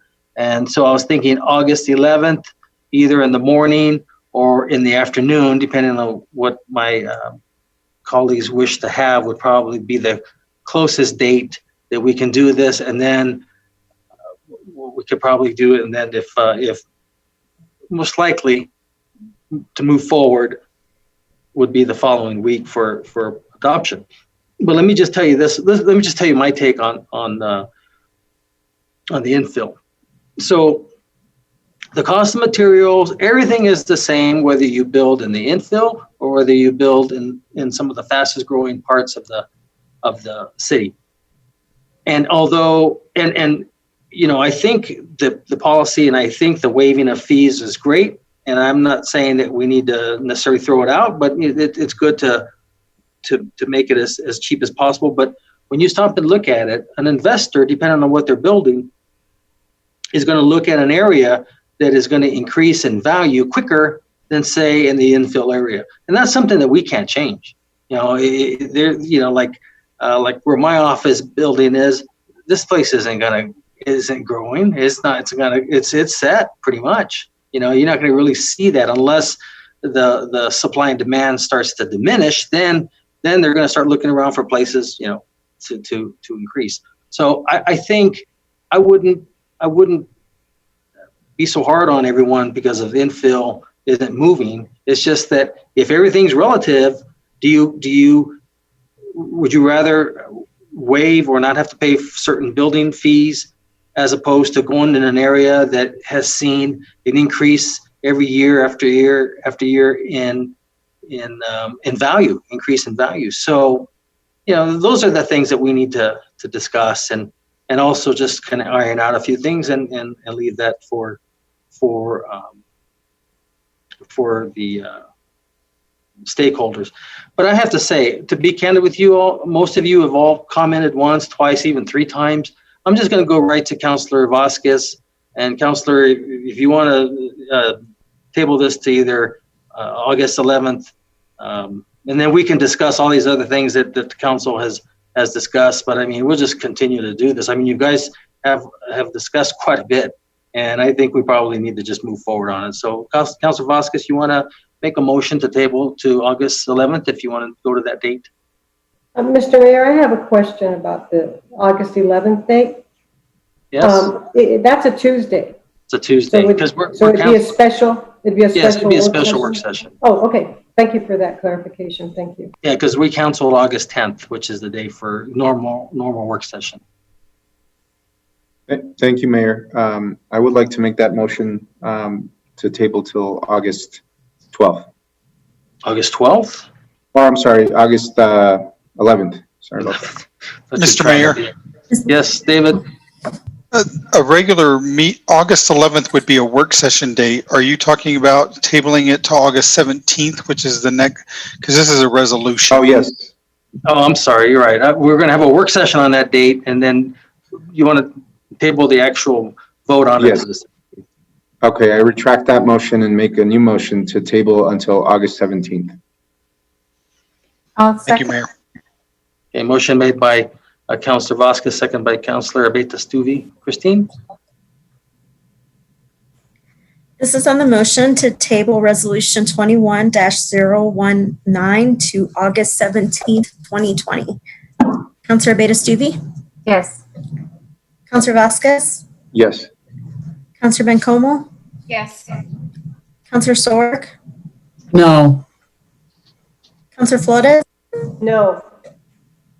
Councillor Gandara? Yes. Mayor? Yes. Motion passes. Okay, now we're going to go to board appointments, and looks like to the Planning and Zoning Committee from District 4, Enrico Smith. You don't need a motion in a second, right? Just appointment. Correct. That's Councillor Bencomo's appointment. Okay. And then on the Economic Recovery Committee, Susan Greenwald. That is Councillor Gandara's appointment. Okay.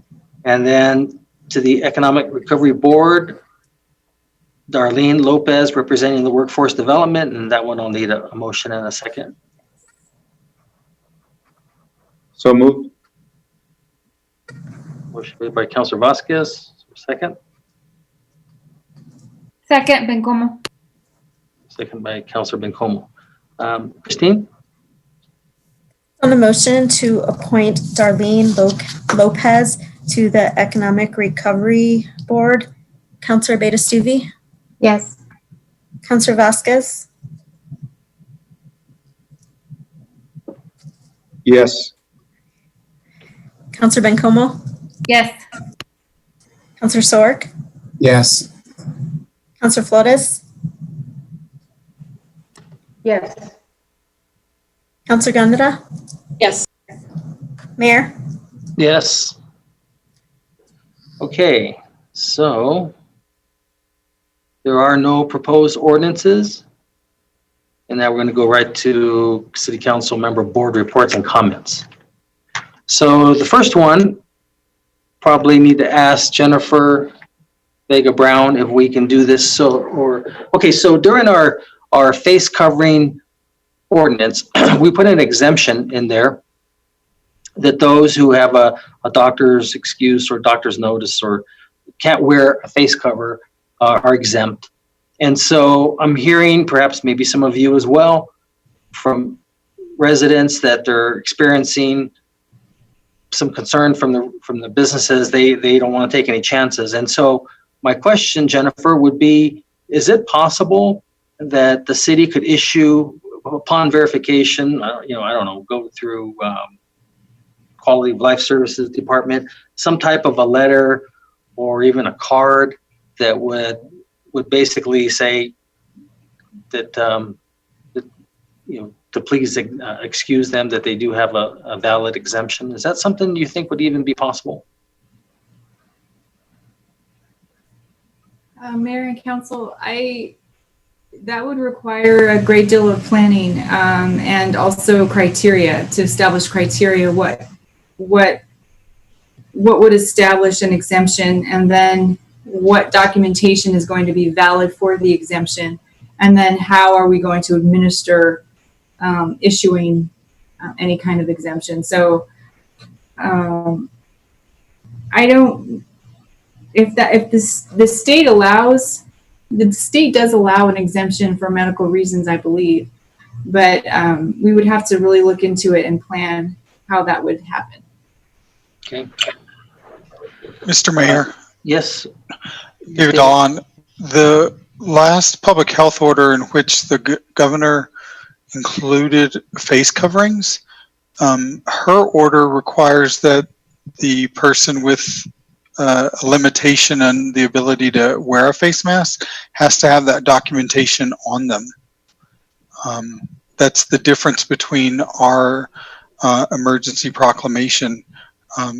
That person would have to have essentially what I take to be a doctor's note on their person to show to them that I can't wear a mask. That's the difference with the governor's order. Okay. And that's what I mean. Like if we were going to do that, then we would have to have criteria and what would be acceptable documentation to be issued that information, so that you can verify you had a doctor's exemption or something. I don't know, but yeah, no, I hear you. And okay, like I said, I think some businesses they don't want to take any chances, and they're just not letting anything through. And so I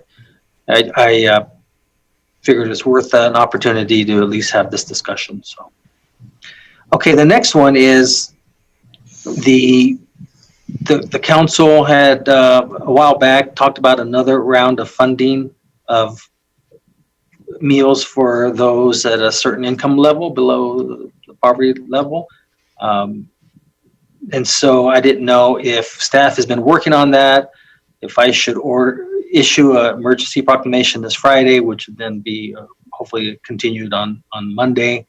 And if we did, if staff has been working on that proclamation, I think it was going to be as simple as that those who've already received it can't receive it the second round. It'll be a whole set of different restaurants. So I don't know if staff has been working on that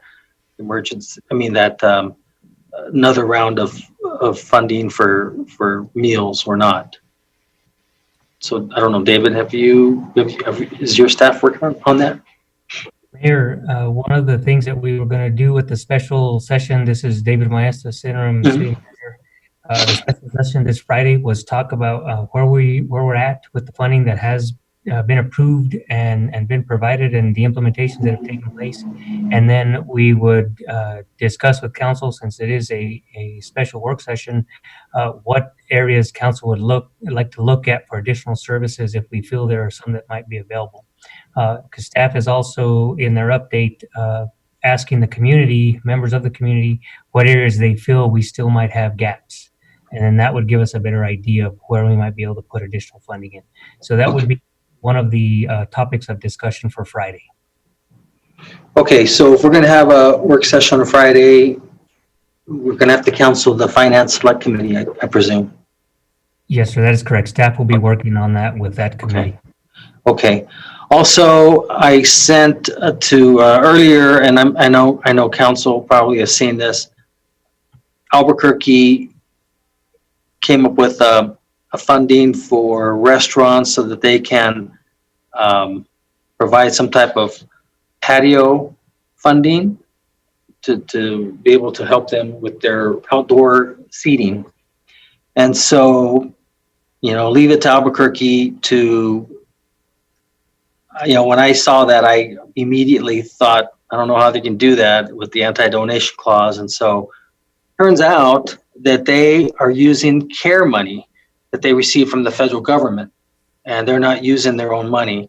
And so two things, are we scheduled to receive any of that care money? That I know large cities over 500,000 population got money immediately, and I think that's how Albuquerque got theirs.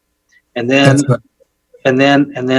legislation was put through for smaller cities to also receive a portion. And one, I don't know if we received a portion yet, and two, I think that's something there that we might want to take a look at. And I think I sent that documents to you and Economic Development Department and maybe Jennifer as well. So I guess the question is, have we received our CARES money? And if so, if not, how much are we expecting? Mayor, I'm not sure if Amy is on the line. If she is, I would defer to her. This is David Maestas again to see the most recent updates. However, she has been working with DFA. I don't believe that we have anything finalized. Yeah, I don't think so either. Yeah, I don't think we have anything finalized on how the state's going to distribute the money and what we will be looking at. But she is in constant contact with them on what might be available and what we'll be able to do with it. Okay, perhaps we can have that also on our Friday meeting.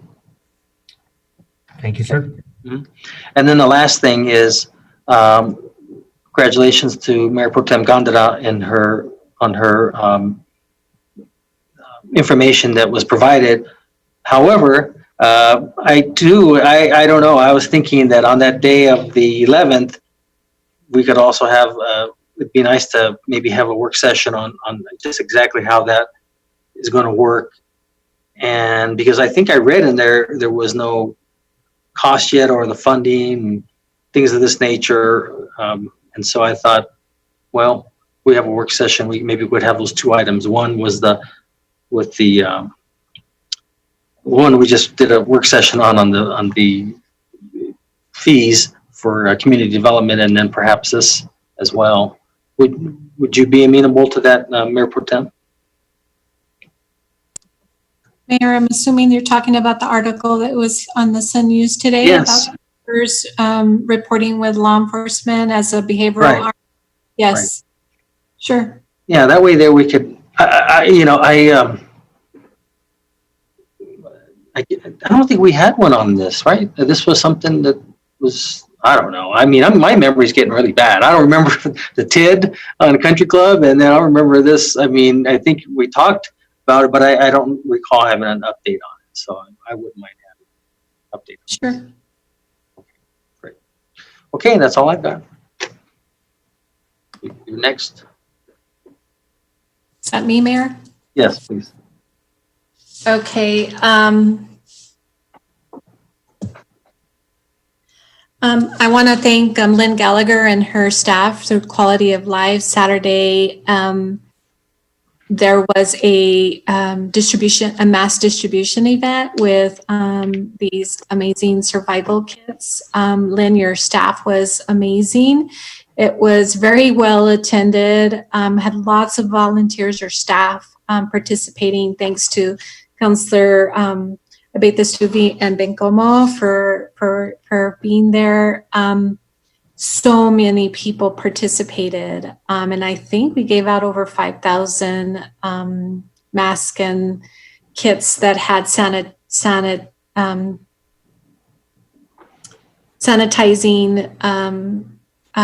bottles of sanitizing and masks and tissue paper, and that went pretty quickly. So just kudos to you all. It was a great event. Thank you so much for all that you continue to do. The public was so gracious, grateful that that had happened. You could just see in their eyes that they were very happy to get what they got. So thank you. Mayor Walt Rubel had a letter. I don't know if that was electronically or in the Sun News. I don't quite remember, about specifically the letter that Jennifer Vega Brown read out as it relates to our forensic accountant and sort of the information that's still there with the auditor. It was a good letter, but essentially pushing that the public needed to know specifically and what was accompanying all the issues that we found. And so I wanted to say that publicly. I think we really need to push the auditor to move it along over to the Attorney General's office so that we can, so that the public is much more aware specifically to all those issues at hand. Okay. I'm looking forward to Friday's special meeting. I have spoken to a few other entities that are seeing needs in our community related to COVID. Not just the restaurants, but people who are unemployment and or who are unable to get funding from the CARES Act. And, you know, places I understand like Community Action Agency, Community of Hope, Catholic Charities have used up the funding that we had specifically related to the COVID response. And so I'd really like to speak to get some updates and some deep understanding about where people are at. And I think with Ms. Green having those constant communications with the people, the agencies that have provided that service and funding, that we can get a lot of insight in terms of what are gaps and barriers. And I will be talking specifically as it relates to the seniors. I think we really need to pay attention to that. As it relates to the reporting that we're receiving, those MAC reports that David, Mr. Maestas sends, this last one wasn't as thorough as the one before. I'm looking for things like, okay, how many hospitalizations, how many respirators are in use, what kind of bed availability. I participated in a meeting with CYFD related to congregate care and sort of what occurs if our places like our homeless, like Community of Hope and others gets a rash of COVID-19 positive cases, what exactly happens with them. And so I know that Jamie Michaels and others are working towards setting up another area, more specifically whole town rooms, to assist these folks that do have, that are diagnosed with COVID and really have nowhere else to go. They would be out in kind of tents and such, like at Community of Hope. That is not appropriate, especially during this time when we've had triple digit weather. So I definitely would like to speak about that. And the other is really looking at our farm workers, very concerned about our farm workers being out in this heat with no masks and no washing and drinking stations. I'm special thanks to Pamela Angel and I want to call it St. Luke's, but it's not, Amador Health Clinic. I reached out to her and several other agencies, and it looks like they're going to be working more specifically with the farm workers and other entities that typically work with them to ensure that they're getting COVID testing regularly, and that they have those masks and stuff. But I still feel there's some gaps there that we certainly have to address. There are essential workers and probably can't afford nor are able to receive some of the reimbursements or the funding that's been made available to our essential workers. Let's see. Lastly, I wanted to ask about the update on the TID and the possible hiring of a consultant. I haven't quite heard, and time is ticking. And I just want to make sure that there have been the communications with Daniel Hernandez and sort of what we can expect. I do want to say publicly that I've gotten some information. There is a specific individual up in Albuquerque that has the expertise into development. There is, I think, I want to say a DFA representative on some of those boards that actually trains up staff and elected officials as it relates to tax increment development district. I'm not sure that economic development is aware of that, but I wanted for them to know that and to make those attempts to speak to this individual that has a great deal of expertise as it relates to the TID. And finally, Mayor, I appreciate the shout out as it relates to the article in the Sun News, but this is something that we've been working on and talking a lot about. It's specific to the behavioral health arm of for law enforcement, but also related to the behavioral health district that you spoke directly to at the State of the City address. And I have shared that executive summary with you and Councilor Vasquez as we've been meeting with law enforcement, with DCs Dominguez and Brock. And so you should have that in your files somewhere. But I'm completely committed to ensuring that our local law enforcement gets the help that they need. It sure is tough to have to respond to 1,500 cases. Half of those are super users.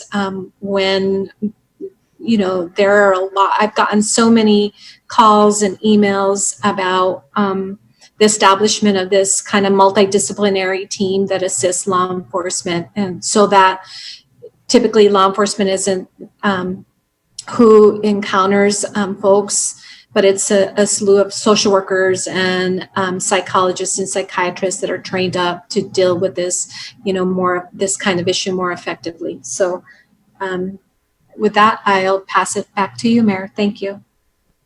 Thank you, Mayor Pro Tem. So I texted the state auditor, and he said, I told him I'll try to reach him sometime tomorrow in between our interviews, and he said, of course, that's not a problem. So I'll work on that.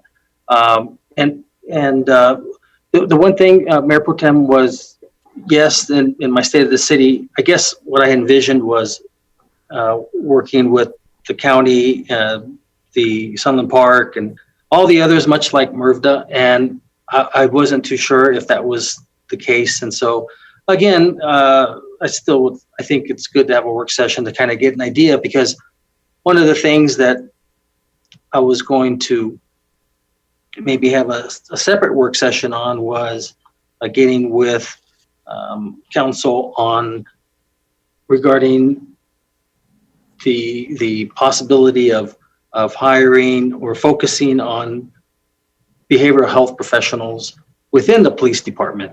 So these are much like a military doctor who is they're a doctor, and that's what they do 99.9% of the time, but once a year they have to go and qualify, and worst case scenario, they know how to use a weapon.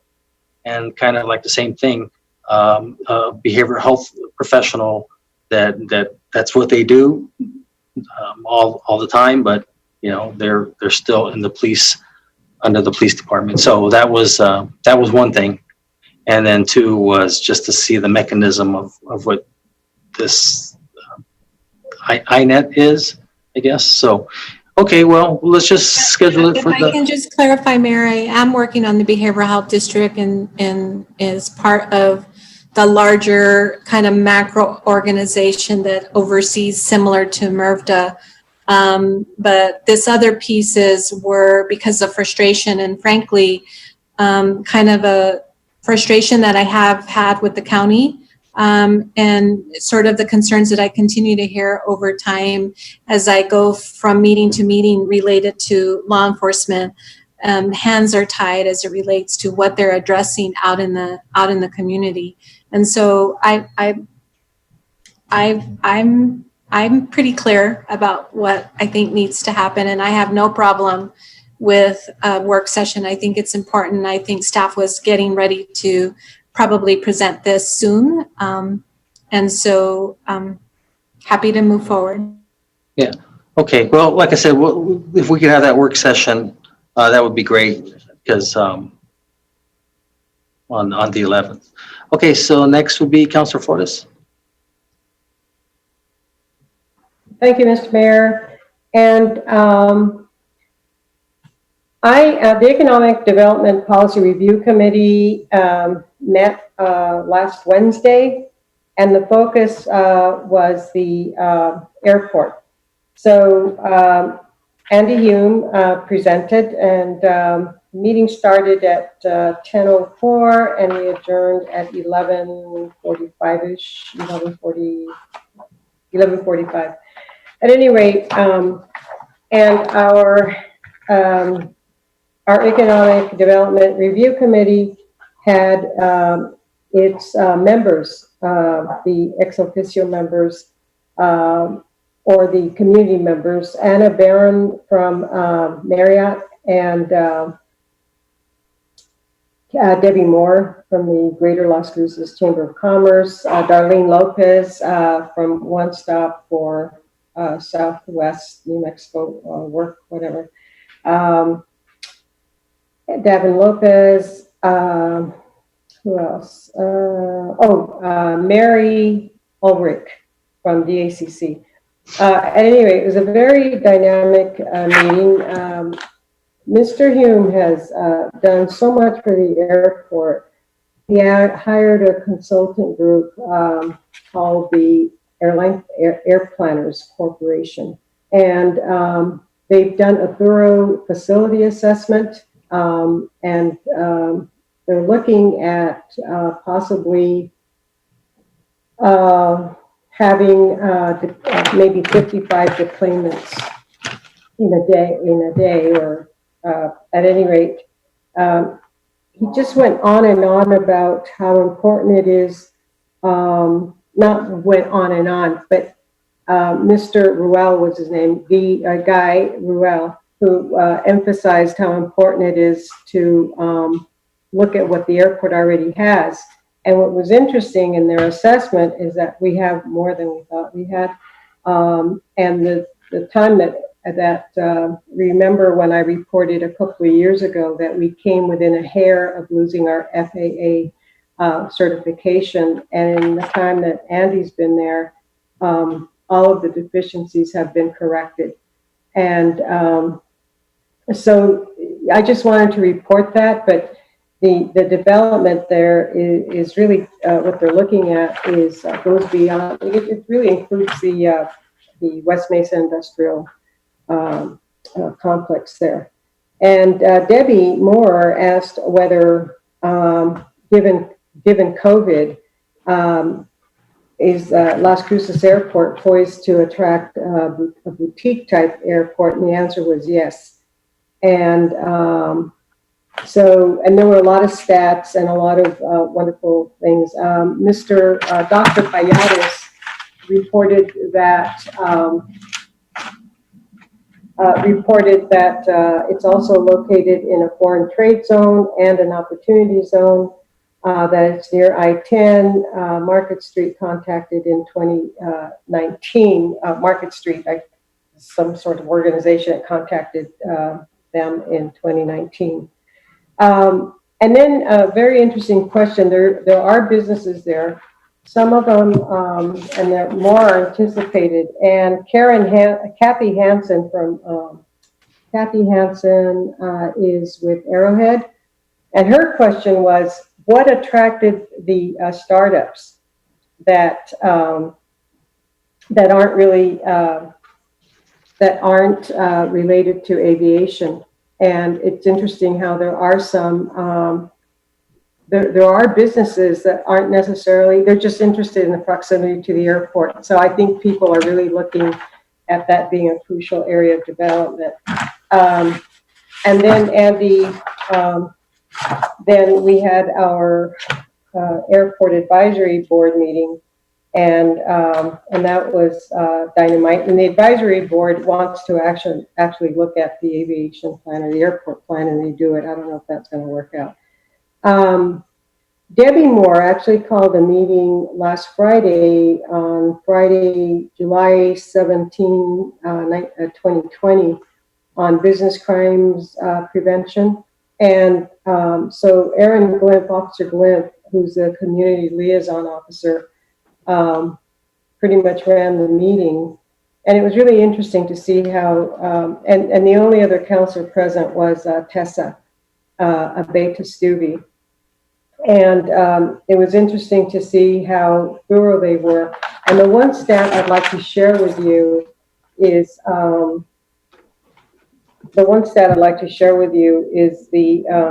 that residential burglary has gone down. It's minus 28%. Commercial burglaries have soared. They're up. There's been an increase of 207%.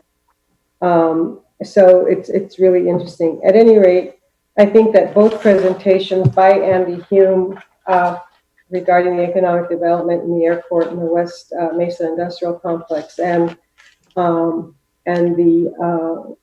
the presentation by Aaron Glimp, Officer Glimp, would be good for our city to have our city council to hear, Mayor. I don't know when it would be feasible. It looks like a lot of things are being squeezed into work sessions, and I don't know how this could be worked in, but I think it's good to see that our police officers are out there facing a lot of things.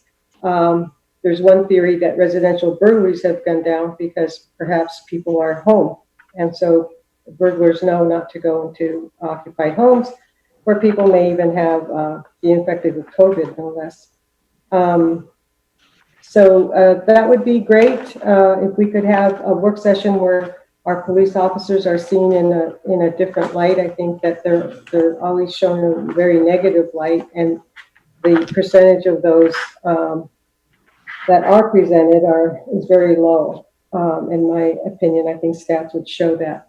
But anyway, Mr. Mayor, I just want to thank you for this. Oh, and have to add that when Debbie started the meeting, the first thing she did was thank Mandy Gus, because it was actually Mandy Gus's idea to have a commercial crimes presentation by LCPD. And thank you very much, Mr. Mayor. Yeah, Counselor, you can either send an email, or I'm sure David's taking notes. We'll just go ahead and figure out a time to have a work session, probably sometime in September, if that's okay. Better for me. Thank you very much, Mr. Mayor. Counselor Sword. Thank you, Mr. Mayor. I've got some news for you, Mayor. The money from CARES Act you were asking about. It turns out that this week, Congress is taking up what is called, I call the new CARES Act, but they call it the final congressional COVID package. And the National League of Cities has put out information about this. And they asked us to contact our senators to support this package. I went ahead and did it on behalf of myself and the city to have a support for this package, COVID package, they're calling it. And not that they need our support or our words of encouragement. We know our senators are going to be going for it. But that was done. So we'll see what happens this week. If we get some funding, that'll come our way. Well, thanks, Counselor. I think we did. I have a text here. It said the state, local, and cities total 1.25 billion for New Mexico. But I think that is for all the cities and probably counties, and then I think that's where it's going to is it going to the state, and then they're going to distribute it, or is it going to go to? No, guess what? The state's keeping it all. They need the money. And so it would have to be something new coming up this week. Well, this was the federal assistance that, so you're saying the one that was given to us back in April, the state's keeping it all? Is that what you're, is that what you're giving it to the state? The governor, legislature has control over it. Yeah, but it was this was the federal assistance package. Right, but it goes to the state. Now, whether the state decides to distribute to other cities, yes, but I have yet heard that they're going to do any of that. Maybe. Well, then we need to do a resolution and tell Governor Lujan Grisham to give us some of our money back. Okay, that'll work. We can ask for money from the governor for sure. Well, it's not. We're going to tell him that you said that she's keeping it all. Whatever. Yes, that's fine. Okay, the only other thing I have is a short report from the Utilities Commission. We met on the 9th. There was a presentation by staff outside of the usual administrative report on the role of energy transition. The point of the presentation was to show how natural gas is very important to our utilities department for a couple different reasons. The main thing is that we have a system of natural gas here and we can't abandon it at all for the foreseeable future, like maybe 30, 40 years. And then the fact that natural gas is, of all the fossil fuels, natural gas is the lowest amount of carbon dioxide per unit of energy we get from it. The BTUs is it's the best, shall we say, the best of the worst fossil fuels. And then the resolutions we had were pretty routine. There's 3 resolutions hiring lawyers, and then some supplies that the city needs, or the utilities department needs, and that was about it. Thank you, Mayor. Okay, thank you, Councilor. Councilor Bencomo? Thank you, Mayor. I was trying to call the new member to my family to show you guys, but I don't know where he is. I adopted a little puppy from the animal shelter on Friday, so I wanted to show him off. But I don't know where he is. Not Lucille. Not Lucille. No. It's a little guy. It's a tiny little guy. But I just want to say thanks to the staff over there. They were really, they have some really good safety measures set up. And so I just really wanted to thank them for how quickly we got in and out. And they've been having problems with their phones. So I think that's an important thing we need to look at because their phones are just down all the time. Thankfully, I was able to reach someone over email and adopt what we are calling Santo. Anyway, I also wanted to just give another huge shout out to the Las Cruces Utilities Department, Dr. Garcia, Delilah, and the entire staff that took Councilor Beta Estuvi, myself, Cassie McClure, a bunch of other folks. Councilor Sorg joined us on the second day, but we essentially went on 2 half-day tours of a bunch of utilities facilities, literally everything from water to wastewater to gas, solid waste, the laboratories, everything. And it's just such a well-run enterprise. I feel really proud to be on that board.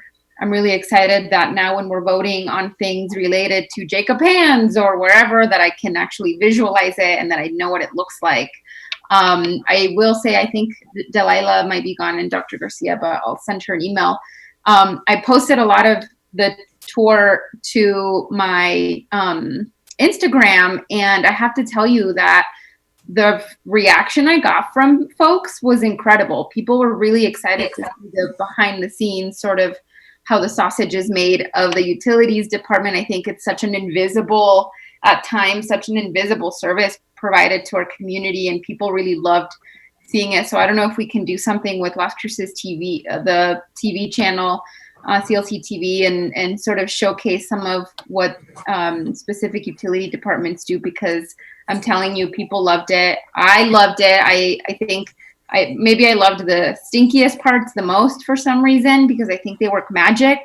I mean, wastewater turns wastewater into almost drinking water. It's incredible. And I just, I think they're like hidden treasures often. So I really want to say thanks to all of them for taking us on that tour.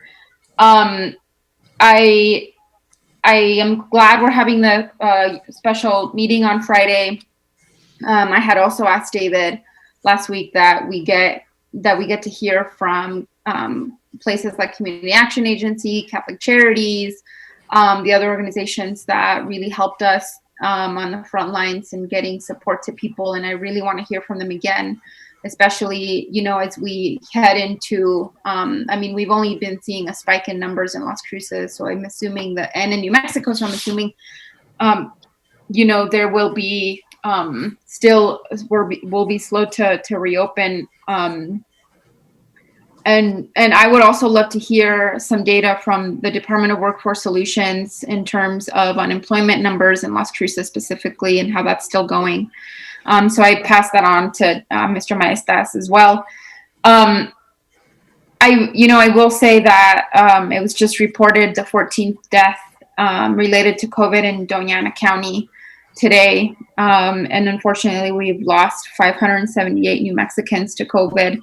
A giant majority of those are indigenous and Latino folks. And I think it's important that we recognize who is being affected disproportionately by this virus. And given what the court recently decided, which I think is a huge, I think it's a political ploy, political move on the part of many, given the public health crisis. And I really hope that even though this ruling has come forth, that a lot of restaurants continue to take all precautions and continue to take this seriously, and perhaps push that dining and service a little further out. I know that it's hard.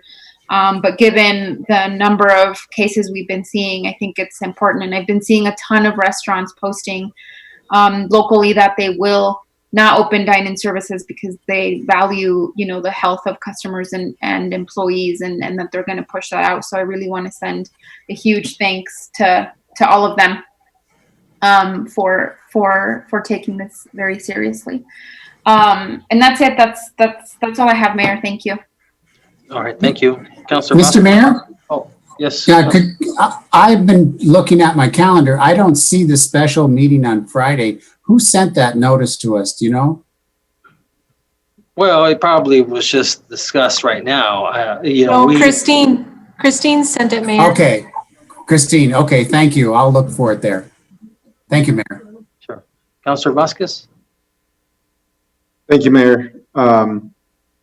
May have noticed I did a little wardrobe change because it was so hot in my house and I was burning up in that collared shirt. And so we are on month number 4 of Zoom meetings. And so the quality of my wardrobe will just continue to degrade the hotter that it gets. I apologize for that. I can imagine a lot of people in Las Cruces with swamp coolers are probably feeling the same thing over the last couple of weeks. It's been so crazy hot. And so I did want to just say I appreciate the work of the city in setting up the cooling stations and always helping those especially who don't even have a swamp cooler be able to find some respite from this crazy heat that we're seeing. It's kind of a record heat wave, but we should see some cooler temperatures. And I did want to just mention one thing, speaking of the outdoors. You may remember that we got a really cool grant for nearly $1 million I think earlier this year as part of the Outdoor Recreation Legacy Program from the Land and Water Conservation Fund, which is a federal program that invests in local communities through the building of parks by essentially using oil and gas revenue from the Gulf to help distribute state grants that municipalities can apply for to build everything from soccer fields to tennis courts to paving roads to go to places like the state park. I think almost every local park that we have here, Mayor, that was built before the 90s was partly funded by the Land and Water Conservation Fund through monies that the city acquired throughout that time.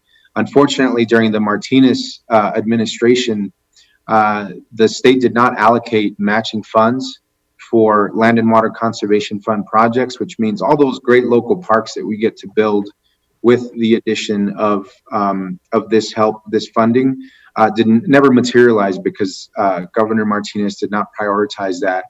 But I have some good news on that front because in my other career, I have been working to get this particular fund fully funded at $900 million a year, which is essentially triple what that fund usually gets. It usually is appropriated somewhere between 250 to 400 million. So the House is going to vote on a bill that the Senate passed called the Great American Outdoors Act, which will fully fund permanently the Land and Water Conservation Fund, which to us, translated to the city of Las Cruces, means we will probably have millions of dollars more to pick from the state to fund local parks. Both rehabilitation, like that $750,000 grant we got for Apodaca Park, but for construction of new parks as well. So that's something I'm excited to share because the vote is on Wednesday. It's a bill the president said he was going to support. The Senate has already passed it. And so we could essentially be seeing funds coming down to New Mexico from that huge pot of millions of more dollars starting next year. So that's going to be really exciting. I'm also just working because so many state budgets are decimated because of COVID and some of those matching dollars are not there. A provision within the Land and Water Conservation Fund in which if you build a park in a low-income community or an underserved community, that the stateside matching would be waived so that you could fund an entire park, sets of parks, as long as they qualify under the equitable kind of rule. And potentially we could be getting new parks along with a bunch of other communities in New Mexico. So I just wanted to share that bit of good news because everything seemingly is in a downward spiral in Congress, except when it comes to COVID bailouts and this just kind of really good news for us here locally that we'll be able to benefit from for years to come. So just want to throw that out there and I'll pass it on. Thanks, Mayor. No, that's great news, Counselor. Thanks for your hard work on that. And we're looking forward to seeing that. We need to put your name in there for a raise, for city council raise. All right, I'll take it. Okay. Counselor Abeta-Stubbe. Thank you, Mayor. I'm switching over so I can see some of my notes. We had a community schools meeting on July 9th where we talked about the PED did have 1.9 million in budget cuts. This affected us through our MacArthur school. However, we have been able to solidify the funding for the personnel at MacArthur to continue services. And we also talked about reopening. At the time, they didn't have the official plan for what reopening looks like. But now that we do know, schools will be starting online only to begin with. And I know that this can be a very challenging time for a lot of families, thinking everything from, how are they going to be teachers? Are children that have special needs going to be able to keep up with their services? Logistics of having the kids still stay at home, childcare, working with their jobs. There's lots of unknowns for a lot of people, and know that I am thinking about you. There's There's no right solution on this. There's no easy solution on this, but I think everybody is trying to do the best that they can with the situation at hand. So I really do applaud them for that. We also had a MRVDA meeting on July 8th, and we were able to make some budget adjustments. We did end up cutting a few items because the county was not doing any budget increases. And so we did make those adjustments. I also want to thank Delilah and Dr. Garcia for the utilities tour. As Councilor Bencomo said, it was very fascinating to learn all about the processes at each station. I was very impressed with their professionalism, honestly, with the science of it all. It was really neat. I took a ton of pictures as well and posted them because I think it's something that we don't necessarily think about all the time, but these are services that we literally use every day, multiple times a day, and they are so integral for us to have a well-run city. And so I'm very impressed with what they've done. I also want to thank DC Dominguez, Dr. Martinez, Mandy Gus, and Interim Manager Maestas for talking with me a couple weeks ago. We did discuss about the businesses and the increase in some of the vandalization that has been happening and some of the reasons, mitigation risks. And from that, Mandy did continue with the Greater Chamber to have that meeting. That was last Friday. A lot of thanks to Officer Glimp, who did run it and give the presentation. I do agree with Councilor Flores. This is something that I think is very helpful for people to know. There are some statistics in there that we should continue to monitor. And I'm happy to continue conversations with business owners, either on a one-on-one. It's something I offered beforehand at the meeting. If they have specific questions about things, specific concerns with the businesses and the vandalizations.